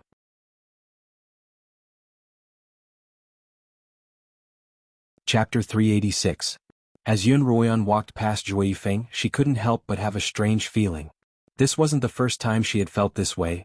Ever since she had woken up from her slumber, she had had this same feeling every time she saw Zhui Yifeng. However, she couldn't quite put her finger on it.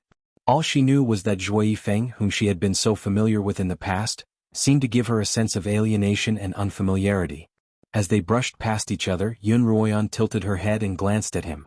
His tall, thin profile seemed to be shrouded in a thin layer of black mist, and she couldn't see him clearly. That sense of alienation and unfamiliarity deepened in her heart. Yun Ruoyan and Liamo walked past a patch of grass.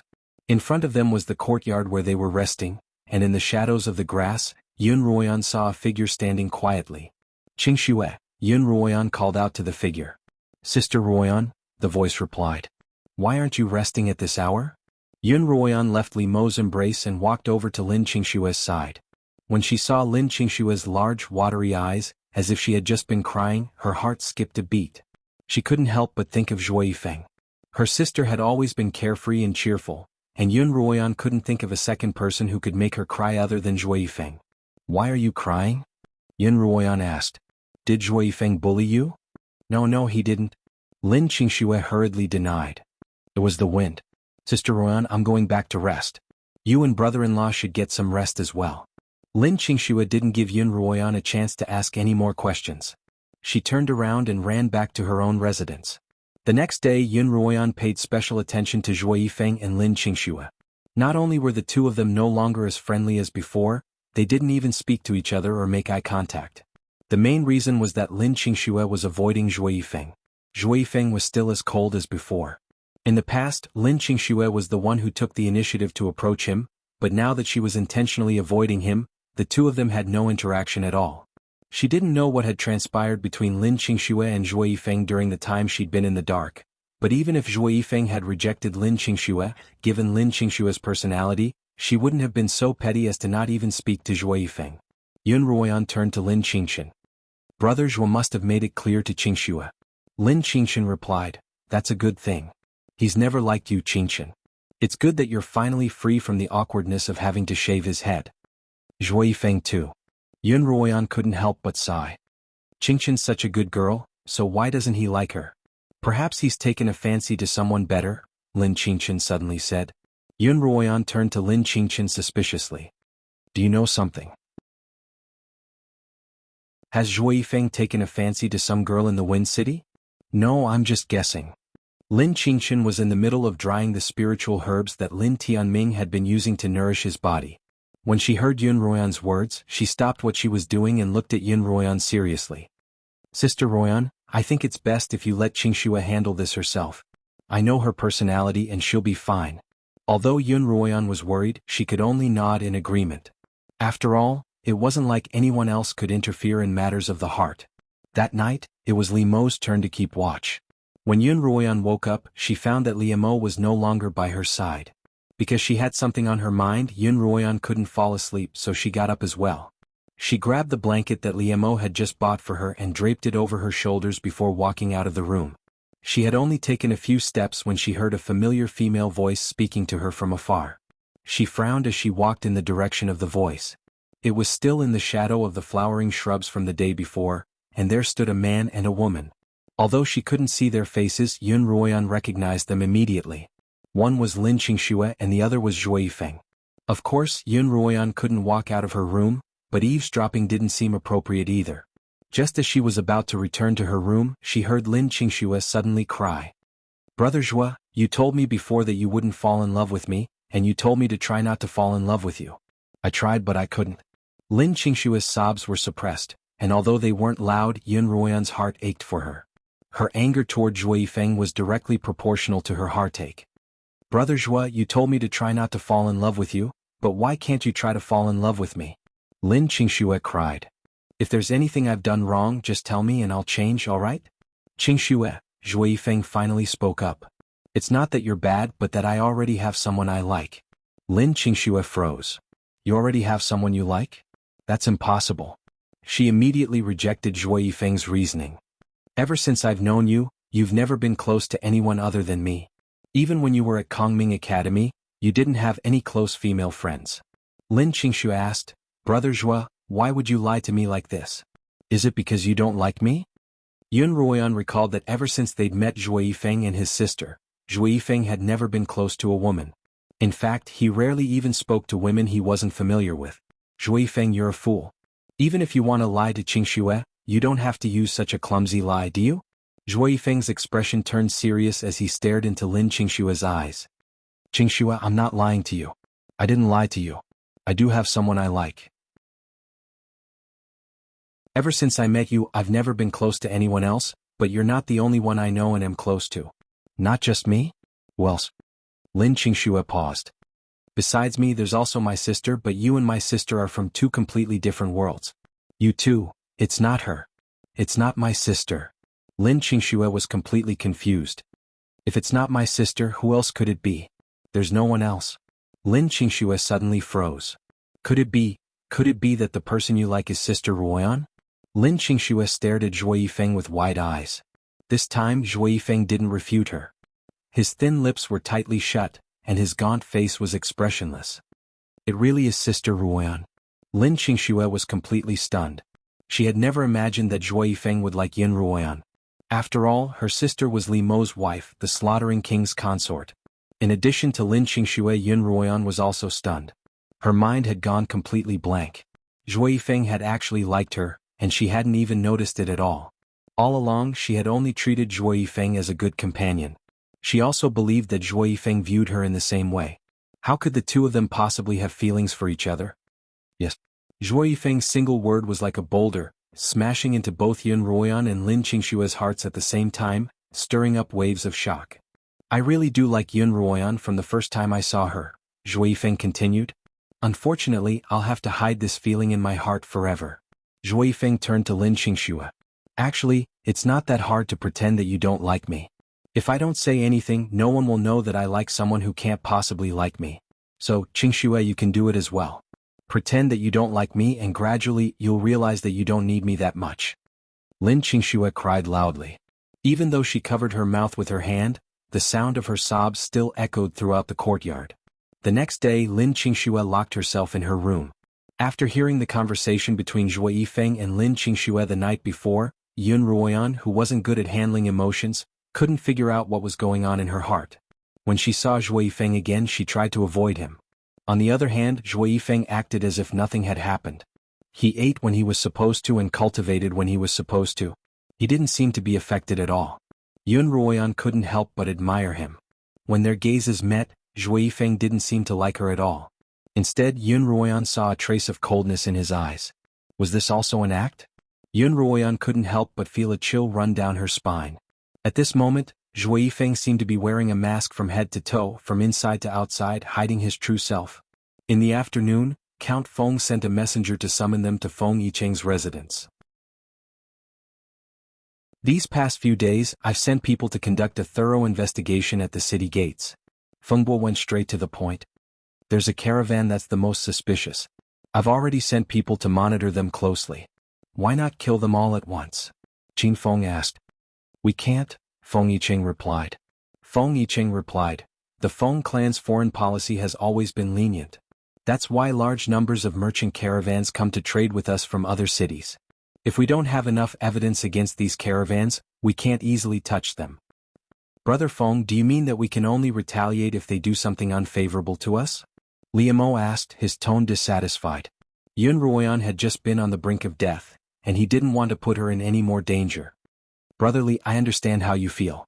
Feng Yicheng hurriedly comforted Liamo. Uncle and I have already reported this matter to the head of the family, and he has personally ordered that as long as these warriors dare to cause trouble in Wind City, they will be completely annihilated. At that time, we'll even be able to capture a few of them alive to testify against the Li family. Even if the Li family decides to turn on us, we'll still be in the right. The Feng family's actions were based on the bigger picture. Although they didn't place Yun Ruoyan's safety as their top priority, no one could find fault with their actions. Alright, let's do as the Feng Bui says, Yun Ruoyan replied.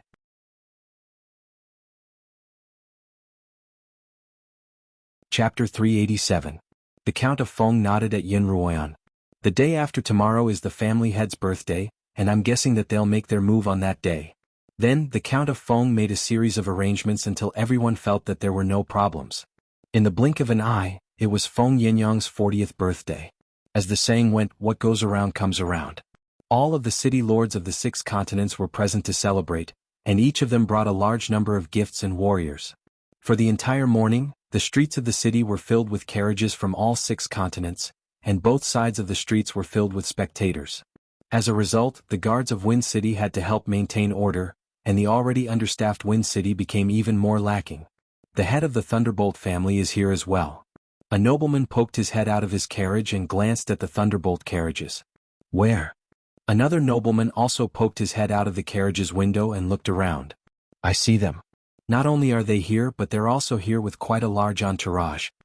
The Thunderbolt family had brought a total of 4 carriages, as well as more than 20 warriors on tall horses surrounding the carriages. Are they here to celebrate or to demonstrate? The nobleman's tone was full of disdain. He was from the Qin family, and the Qin family was more inclined towards the Feng family than the Thunderbolt family. Who cares?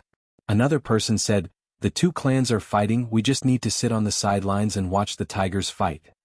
If the 2 families really start fighting openly, I'm afraid that none of our 5 families will be able to stay out of it, the nobleman sighed. Thunderbolt sat atop the Thunderbolt family's carriage, while Thunderbolt Badian rode beside him. Father. Thunderbolt Badian tilted his head and called out to the carriage. Thunderbolt lifted the curtains and looked at his father. I've already gotten in touch with the Ghost Master. He'll be waiting for us at the inn we're staying at.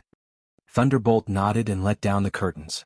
The carriages of the 6 families were led to different inns by the warriors of the Feng family, while the Thunderbolt family was led to a relatively secluded inn.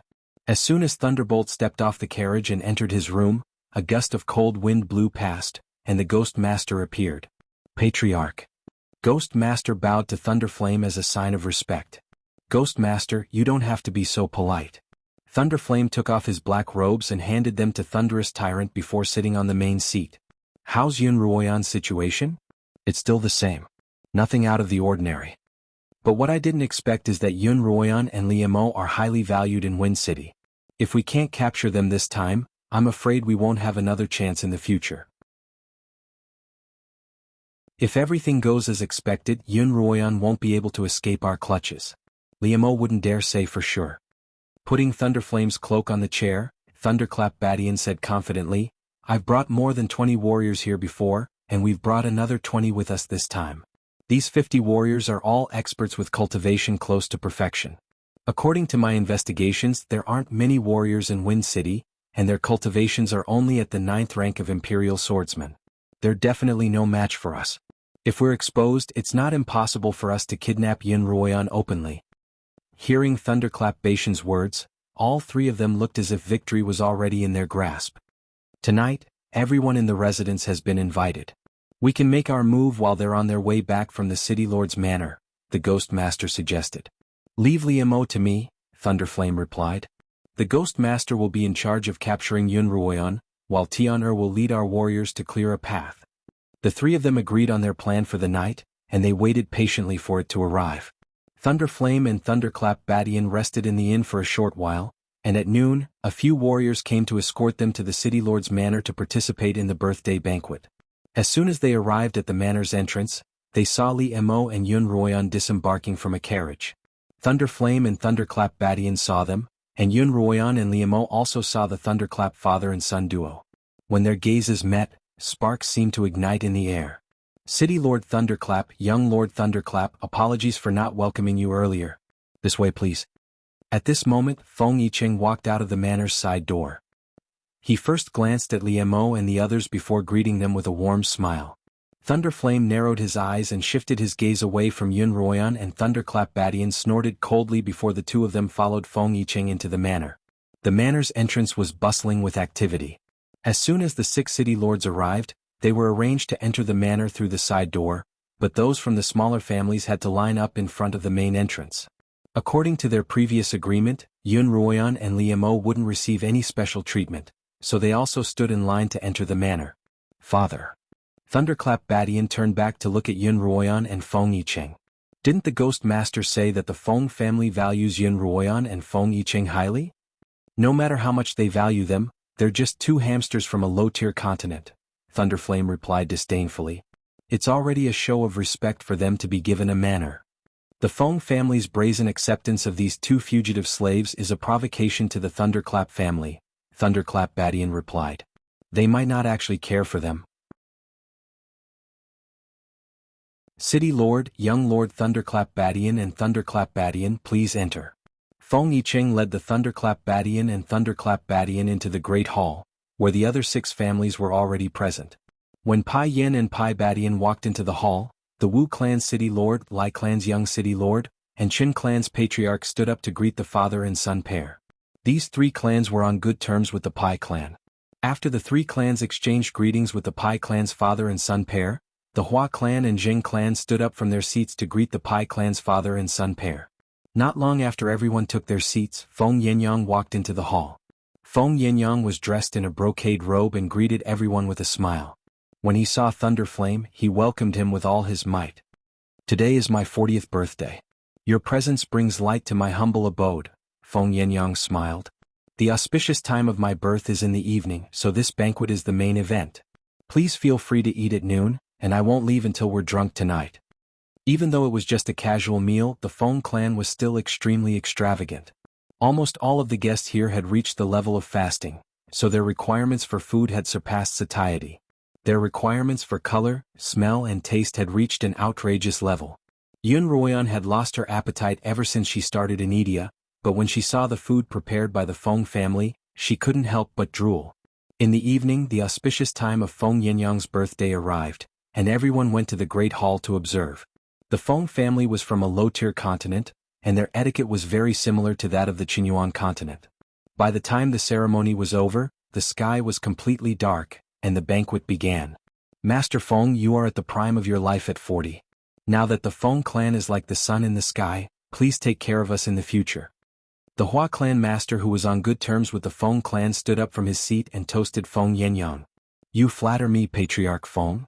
Feng Yinyang downed the wine in his hand, then smiled. The Feng family has always hoped to cooperate with every family, grow stronger together, and earn spirit crystals together. In terms of earning spirit crystals, the Feng family has earned quite a bit in the past 2 years, the head of the Qin family said. The spirit crystal mines in the darkest lands have produced quite a few high-grade spirit crystals over the past few years, and there are even quite a few sagely spirit crystals. With these spirit crystals, it's enough for a few dozen 9th-rank swordmasters to break through to the Great Perfection realm. In less than 3 years, the Feng family will be able to dominate the entire Xuanhuan continent. The Qin family had always been a vassal of the Li family, and many of their businesses were also connected to the Li family. Ever since the Li family lost control of the extreme darkness, the profits of the 3 vassal families would be affected. Feng Yinyang only smiled but didn't say anything. The head of the Zheng family said with dissatisfaction, Patriarch Qin, you're wrong. Even if you can dominate the world, you can't always be one family. Today is your family, tomorrow is mine. Yesterday was the Li family, today is the Feng family. Who knows, maybe tomorrow it will be your family's turn, right? Before the Feng family, the Li family had been in charge of the extreme darkness for 9 consecutive years, accumulating vast wealth and power. They dominated the Xuanhuan continent for many years. In those years, the Li family was practically the only power on the Xuanhuan continent. If not for the sudden rise of the Feng family, the Li family's position would only become more and more stable. By then, no one else would have any say in the matter. Although the Feng family had risen to power, they didn't use too much of an iron fist to suppress or threaten the other families. Compared to the Li family, the Feng family was much more benevolent. Ah! Feng Yinyang laughed, he raised his wine glass and smiled at everyone. Today is my birthday, let's all eat and drink together, let's not talk about these disappointing things. Very well. As soon as Feng Yinyang finished speaking, the head of the Wu family stood up as well. How can there be no entertainment at City Lord Feng's birthday banquet? Today my family's warriors are willing to offer up some entertainment. That's great, someone else agreed. Without entertainment, the food and wine will be tasteless. The people of the Xuanhuan continent worshipped martial arts. The entertainment at the banquet wasn't music or dance, but martial arts competitions. Wine tasting was one of the great pastimes of the Xuanhuan continent's nobles. Allow me. At this moment, a loud shout came from behind the Wu clan's patriarch. A man as tall as a mountain stood up from behind the Wu clan's patriarch. He walked to the center of the hall and glanced at the crowd. Then he suddenly pointed at one of the guests and said, "It's him. Come up and have a match with me to liven things up." The crowd followed his finger and saw a black-robed man seated there. This man was none other than Liemo.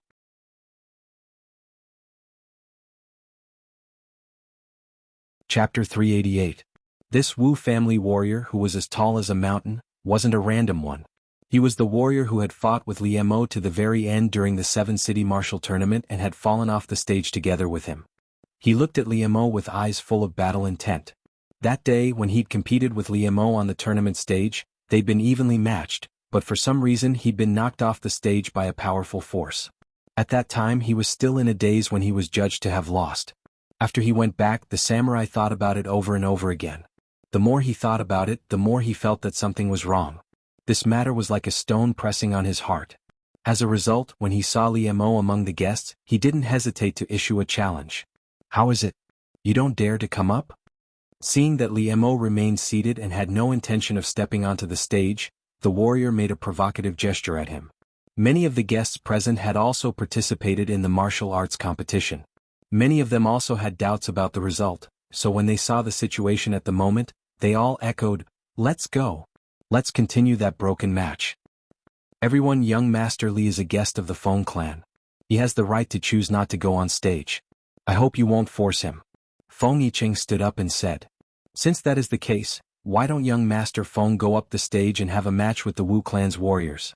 Thunderbolt Badian smiled and said, "Young Master Feng is the winner of the Seven Cities tournament, so he has the obligation to satisfy everyone's unanimous request." That's right, that battle was at a crucial moment, but somehow the result came out. It was really unpleasant to watch, and it even cost me 300 spirit stones.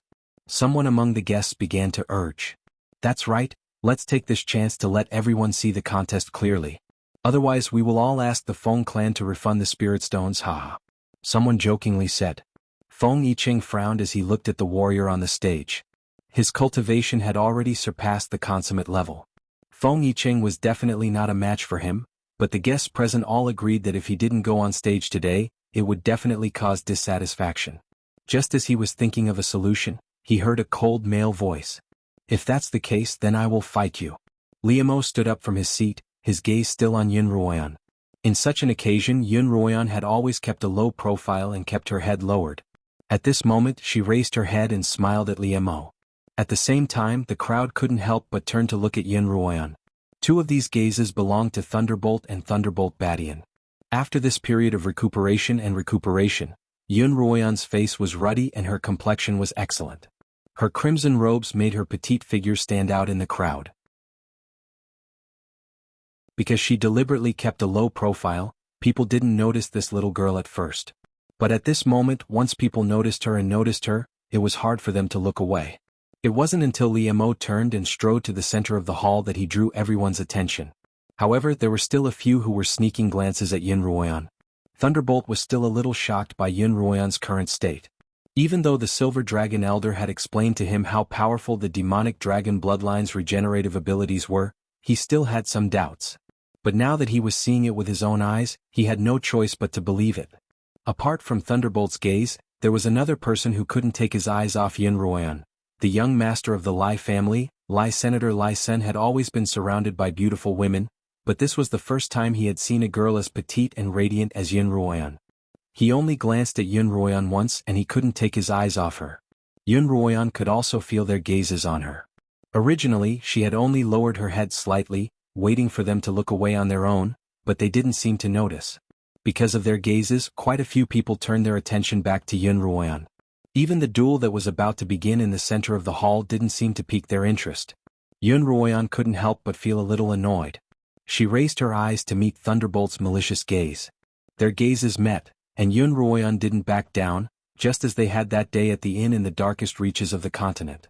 Yunruoyan might be small, but the aura in her eyes wasn't weak at all, and she didn't seem to be at a disadvantage in the slightest. Thunderflame's gaze grew colder and colder, and his lips curled into a disdainful smile. Finally, he shifted his gaze from Yunruoyan to the center of the hall, swearing to himself that he would capture this woman tonight. Yunruoyan turned to look at the man's burning gaze. Lai Sun was staring at Yunruoyan's petite face with infatuation. Abruptly, Yunruoyan turned to look at him with the same gaze she'd used on Thunderflame. Her gaze was so sharp that Lai Sun couldn't help but break out in a cold sweat, and he couldn't help but lean back. Aya! He let out a low cry, and if not for the warrior by his side helping him up, he would have slipped off his chair. Yunruoyan hadn't expected such a reaction from her opponent, and she couldn't help but smile. Her smile was like a spring breeze that melted ice, and her eyes, now devoid of murderous intent, were like a pair of bright stars. Lai Sun smiled awkwardly as he adjusted his sitting posture. When he looked at Yunruoyan again, she had already returned to her previous silent, bowed posture. At this point, the two combatants on the stage were about to begin their duel. Because the two of them had already fought once before, they were familiar with each other's techniques, so they didn't need to test each other out. The burly man shouted as he circulated the metal-attuned spiritual energy in his spiritual vortex throughout his entire body. Under the influence of the energy, his body instantly turned a golden hue, a phenomenon that could only occur when one's cultivation was at its peak. Liemo could tell that this burly man was a peak-level swordsman, so he unleashed his own cultivation level as well. His ink-black robes fluttered in the wind as his cultivation increased and spiritual energy surged. The two peak swordsmen faced off against each other, and the aura they exuded was astonishing. The warriors on both sides of the VIP stands all stepped forward to protect the heads of the various families, lest they be affected by the shockwaves of the duel. The burly man shouted again, took out a similarly golden broadsword, and swung it at Liemo. The full-force blow of a peak swordsman had the power to split open a mountain, and the wind it generated caused all the cups and bowls on the table to clatter. The golden sword light stung everyone's eyes, but because of their previous experience, everyone endured the blinding light and stared intently at the two combatants in the center of the hall. Just as the golden broadsword was about to strike Liemo, a green sword light suddenly appeared in Liemo's hand. The golden and cyan sword lights collided again. The dazzling light instantly enveloped the entire hall, causing everyone to cover their eyes with their hands. However, this time, the confrontation wasn't as long as the previous one. In just a few breaths, the green sword light in Liemo's hand rapidly expanded, quickly drowning out the burly man's golden sword light. Then, the blinding light gradually dimmed, and the audience impatiently removed their hands to look at the stage. How is that Li guy so powerful this time? He actually gained the upper hand in just a few breaths? Seeing the situation on the stage, the audience was astonished. On the 7-city tournament, Liemo had clearly been in a stalemate with the Wu family warrior for a very long time. The scene of that battle was still vivid in their minds, but this time, Liemo had effortlessly suppressed the Wu family warrior. Could it be that in just a short month that Liemo has broken through again? Someone asked suspiciously. Impossible. How can it be so easy to break through to the peak swordsman realm? Then what do you think is going on? The last time they were clearly at roughly the same cultivation level, but this time that Liemo has gained the upper hand so easily. If it's not a breakthrough, what other reasonable explanation can there be? Someone else raised another question. There's only one explanation, that Liemo hid his strength last time. Someone finally guessed the main point.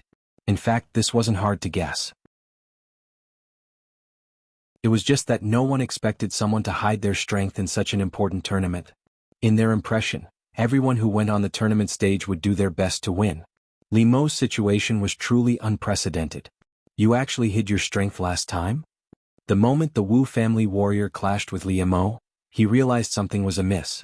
He and Liemo were clearly not on the same level and he was completely suppressed. Why? He asked. This warrior was indeed very powerful. He was a peak swordsman while Liemo was a peak swordsman. Liemo was already a peak swordsman, so it was natural that he could suppress him. Could it be that you colluded with the Feng family to help them win? The warrior's face turned red from Liemo's tyrannical spirit energy. He gritted his teeth and said, "The Feng family is indeed treacherous. So you betrayed the Thunder family not because you lost the tournament but because you had a guilty conscience." It wasn't a secret that Liemo had betrayed the Feng family. When the Thunder family captured him, they did so openly. When the Wu family warrior heard about this, he thought that Liemo had lost the tournament and was afraid of being punished. Only now did he realize that Liemo was deliberately tricking the Thunder family. Liemo narrowed his long and narrow eyes, and a murderous intent surfaced in them. He didn't want to kill this warrior at first. A peak swordsman was a rather important existence in a clan. Once Li Mo killed him, he would definitely form a feud with the clan. After all, Li Mo's group still had to stay on the Qingyuan continent for more than 2 years and shouldn't make too many enemies. However, if this warrior's words were to spread, not only would it affect the Feng family, but it would also affect his future plans. Li Mo contemplated for a moment, then finally decided to kill the warrior to silence him. Li Mo raised his cultivation to the peak of a second-rank blade master, and a dragon's roar rang out from his sword. In that instant, the sword's green light shone with a blinding white light. My eyes. The crowd forced their eyes open, but it was as if countless tiny needles had pierced into their pupils. The intense pain caused them to cover their eyes. The Wu warrior's eyes were also blinded by the white light. Just as he closed his eyes, his body was sent flying by the immense spiritual energy. There was a loud bang, followed by the sound of porcelain shattering and the panicked cries of the crowd. When the green light disappeared, the crowd saw that the warrior had fallen unceremoniously on the table in front of Pai Yen and Pai Badian, his chest still impaled by the Thunder family warrior's sword.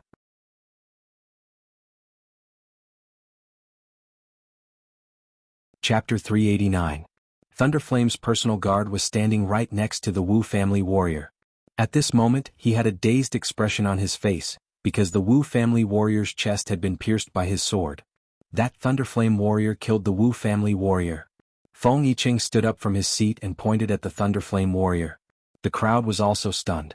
That blinding white light had been so blinding that no one had clearly seen what had just happened. When Feng Yiqing yelled out, everyone looked at each other in confusion. It had clearly been the Wu family's warrior battling Li Mo. How had the Wu family's warrior suddenly died to the Thunder family's warrior? A great perfection realm expert had died just like that. The Wu clan's clan head's heart ached as though someone had taken a knife and sliced his flesh. He stood up from his seat while trembling and yelled out, "What exactly happened?" "It wasn't me, it wasn't me," Thunderflame's personal guard hurriedly replied. "I only drew my sword to protect my master, but he suddenly crashed into my sword." The warrior turned to his master, Thunderflame, as if pleading for help. Before Thunderflame could say anything, Thunderflame shot to his feet and glanced at Feng Yiqing. "Don't spout nonsense. It was clearly Li Mo who sent him flying into my family warrior's sword, so Li Mo was the one who killed him." "That's not right," Feng Yiqing said. "The two of them were competing in spiritual energy and he was sent flying. Then your family warrior drew his sword and killed him. How is that unrelated to the Thunderflame family? If anyone were to be held accountable, the two of them should share the blame. Swords and blades have no eyes when it comes to martial arts. I think the Wu family head should just let it go," someone advised. "A sword saint isn't something a regular slave can compare to. How could he just let it go?" The other guests also began to discuss. "My family warrior was eager to protect his master, but he had no intention of harming him, much less killing him." Thunderflame, who had been as steady as Mount Tai all this while, finally spoke up. "If we're talking about the culprit behind the murder, I believe there's someone here with a discerning eye. What do you say, City Lord Feng?" Thunderflame glanced at Feng Yangyang, who said regretfully, "The Thunderflame warriors naturally didn't intend to kill Li Mo, and neither did Li Mo. If you ask me, it was an accident." "Feng clan head, if you say that, then I'm not willing. A martial warrior at the great perfection realm of the Wu clan died here just like that. Don't tell me he died in vain?" The Wu clan head was obviously not willing to let the matter rest. "Wu clan's clan head, don't be anxious. Let me finish." Feng Yinyang comforted, "Since he died in my Feng clan and at my birthday banquet, I will not let him die in vain. My Feng clan will pay 20,000 spirit crystals as compensation." "What do you think, Wu clan's patriarch?" The 5 clan heads didn't expect Feng Yinyang to make such an arrangement, and all the words they had in their hearts were stuck in their throats. The 5 clan heads swallowed hard. 20,000 spirit crystals was almost 2 months' worth of income for a clan head.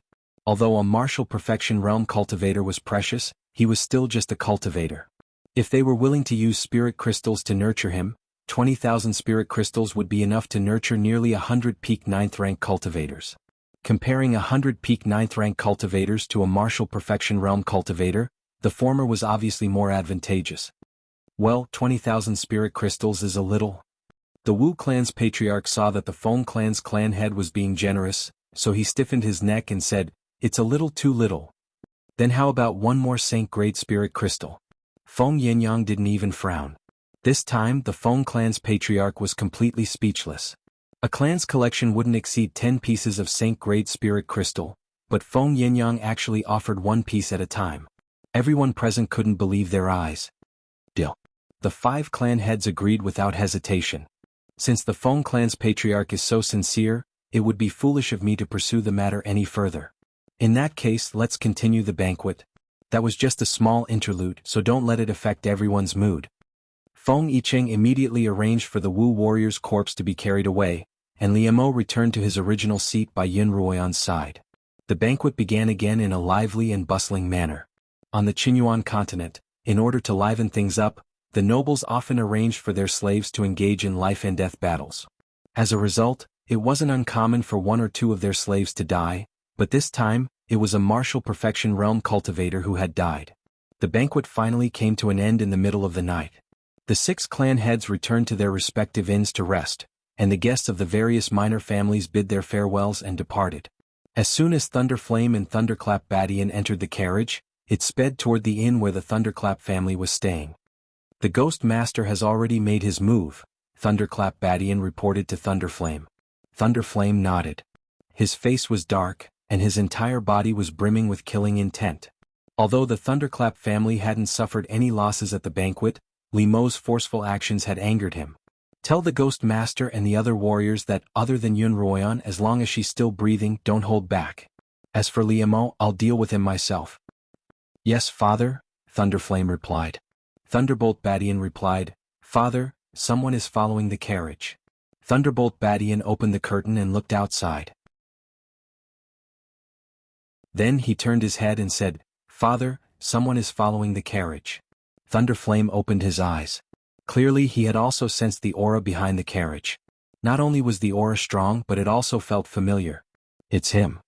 Thunderflame clenched his fists. The black-robed man who had fought with him twice, but had retreated so quickly each time, appeared in front of him. Father, do you know who's following us? Thunderflame asked. It's the black-robed man who's always spoiling our plans, Thunderflame replied. And he's here again. The horse carriage soon arrived at the courier station. The father and son of the Thunderflame family entered the courier station and quickly changed into black clothes. Thunderflame said to Pai Badian, that black-robed man is just outside. I'll go and meet him. Limeau's cultivation level should be about the same as yours. After the father and son agreed, they flew out of the window from the front and back. Fengbua stood in front of Thunderflame and blocked his path. Who are you, exactly? Thunderflame stared at the black-robed Fengbua. Why do you keep spoiling my plans? Ha! Count of the Wind sneered and replied in a hoarse voice, City Lord Thunderbolt, if your plan succeeds, my plan will be ruined. Since that's the case, it seems I'll have to deal with you first to complete my mission, Thunderflame said coldly. That's right, Fengbua agreed. As soon as he finished speaking, Thunderflame attacked. There was no need to test the waters in a fight between experts. Thunderflame instantly raised his cultivation to that of a great perfection cultivator. His fists instantly turned an earthen yellow. He was using an earth elemental external technique. The earth element and the metal element were both external techniques that relied on the combination of the physical body to engage in close-range combat. Once hit, even those with a higher cultivation base would be severely injured. Therefore, when faced with these 2 techniques, unless the opponent's cultivation base was at least 2 levels higher than the opponent's, it was best not to take the attack head-on. Fengbua naturally wouldn't take Thunderflame's attack head-on. As he retreated, he released vines to obstruct Thunderflame's attack. Layers upon layers of vines formed a wall in front of Fengbua. Thunderflame's fist smashed into the wall of vines, sending leaves and branches flying in all directions. Fengbua was a little shocked. Thunderflame's fist was already stronger than a 3rd-level Great Perfection Blade Master. The last time he'd fought Thunderflame, he'd only been an early-stage 3rd-level Blade Master. In just a month, he'd taken a huge step forward, and his spiritual energy cultivation was already showing signs of breaking through to 4th level. Just as Fengbua was feeling a little apprehensive, Thunderflame's earth elemental fist burst into flames. Not only is he improving rapidly, but he also cultivates both earth and fire. Fengbua was shocked once more. Thunderflame's spiritual flames quickly set Fengbua's vines ablaze, and the raging flames spread through the air towards Fengbua. With a wave of his hand, Fengbua gave up on his wall of vines and retreated. When he looked for Thunderflame again through the flames, he found that he'd already disappeared. Thunderflame had taken advantage of this small window of opportunity to escape. How sly! Fungbua growled, then flew toward the direction of Yunruoyan's villa. Just as Yunruoyan's carriage was about to reach the villa, a group of warriors suddenly appeared and surrounded it. Who are you? The leader of the group of warriors sent by the Fongs to escort Yunruoyan and Liemo stepped forward and blocked the carriage. We're here to kill you. As soon as he finished speaking, the leader leaped into the air and slashed at the roof of the carriage with a cold, glinting sword. The roof of the carriage was instantly sliced apart by the sharp sword chi, sending splinters flying everywhere. A black-robed man leaped out of the carriage, standing on a sword of green light as he faced off against the leader of the black-robed men. Thunderflame, there's no need to hide. Show your face. Liemo called out to Thunderflame, who was also standing on a sword of green light. However, Thunderflame's gaze was focused on the carriage. He could see a crimson figure nestled in the corner of the carriage. Without a word, he bent down and grabbed at that figure. Umph. Liemo snorted. So you're here for Yen. After that, he took out his green light sword and stabbed towards the direction of Liemo's claw. Liemo and Liemo's cultivation were similar. Therefore, Liemo didn't dare to take Liemo's sword head-on. He had to retreat. Not only will you not be able to bring her away, but you won't be able to leave either. Liemo raised his sword and stabbed at Thunderflame. Yunruoyan is in the carriage. You must capture her. Thunderbolt Batian shouted to the 20 warriors he had brought with him as he fought with Liemo in midair. You're tuning in to the Sword Dance in the Vast Sky YouTube channel. Don't forget to subscribe and join us on this journey to catch the most captivating stories.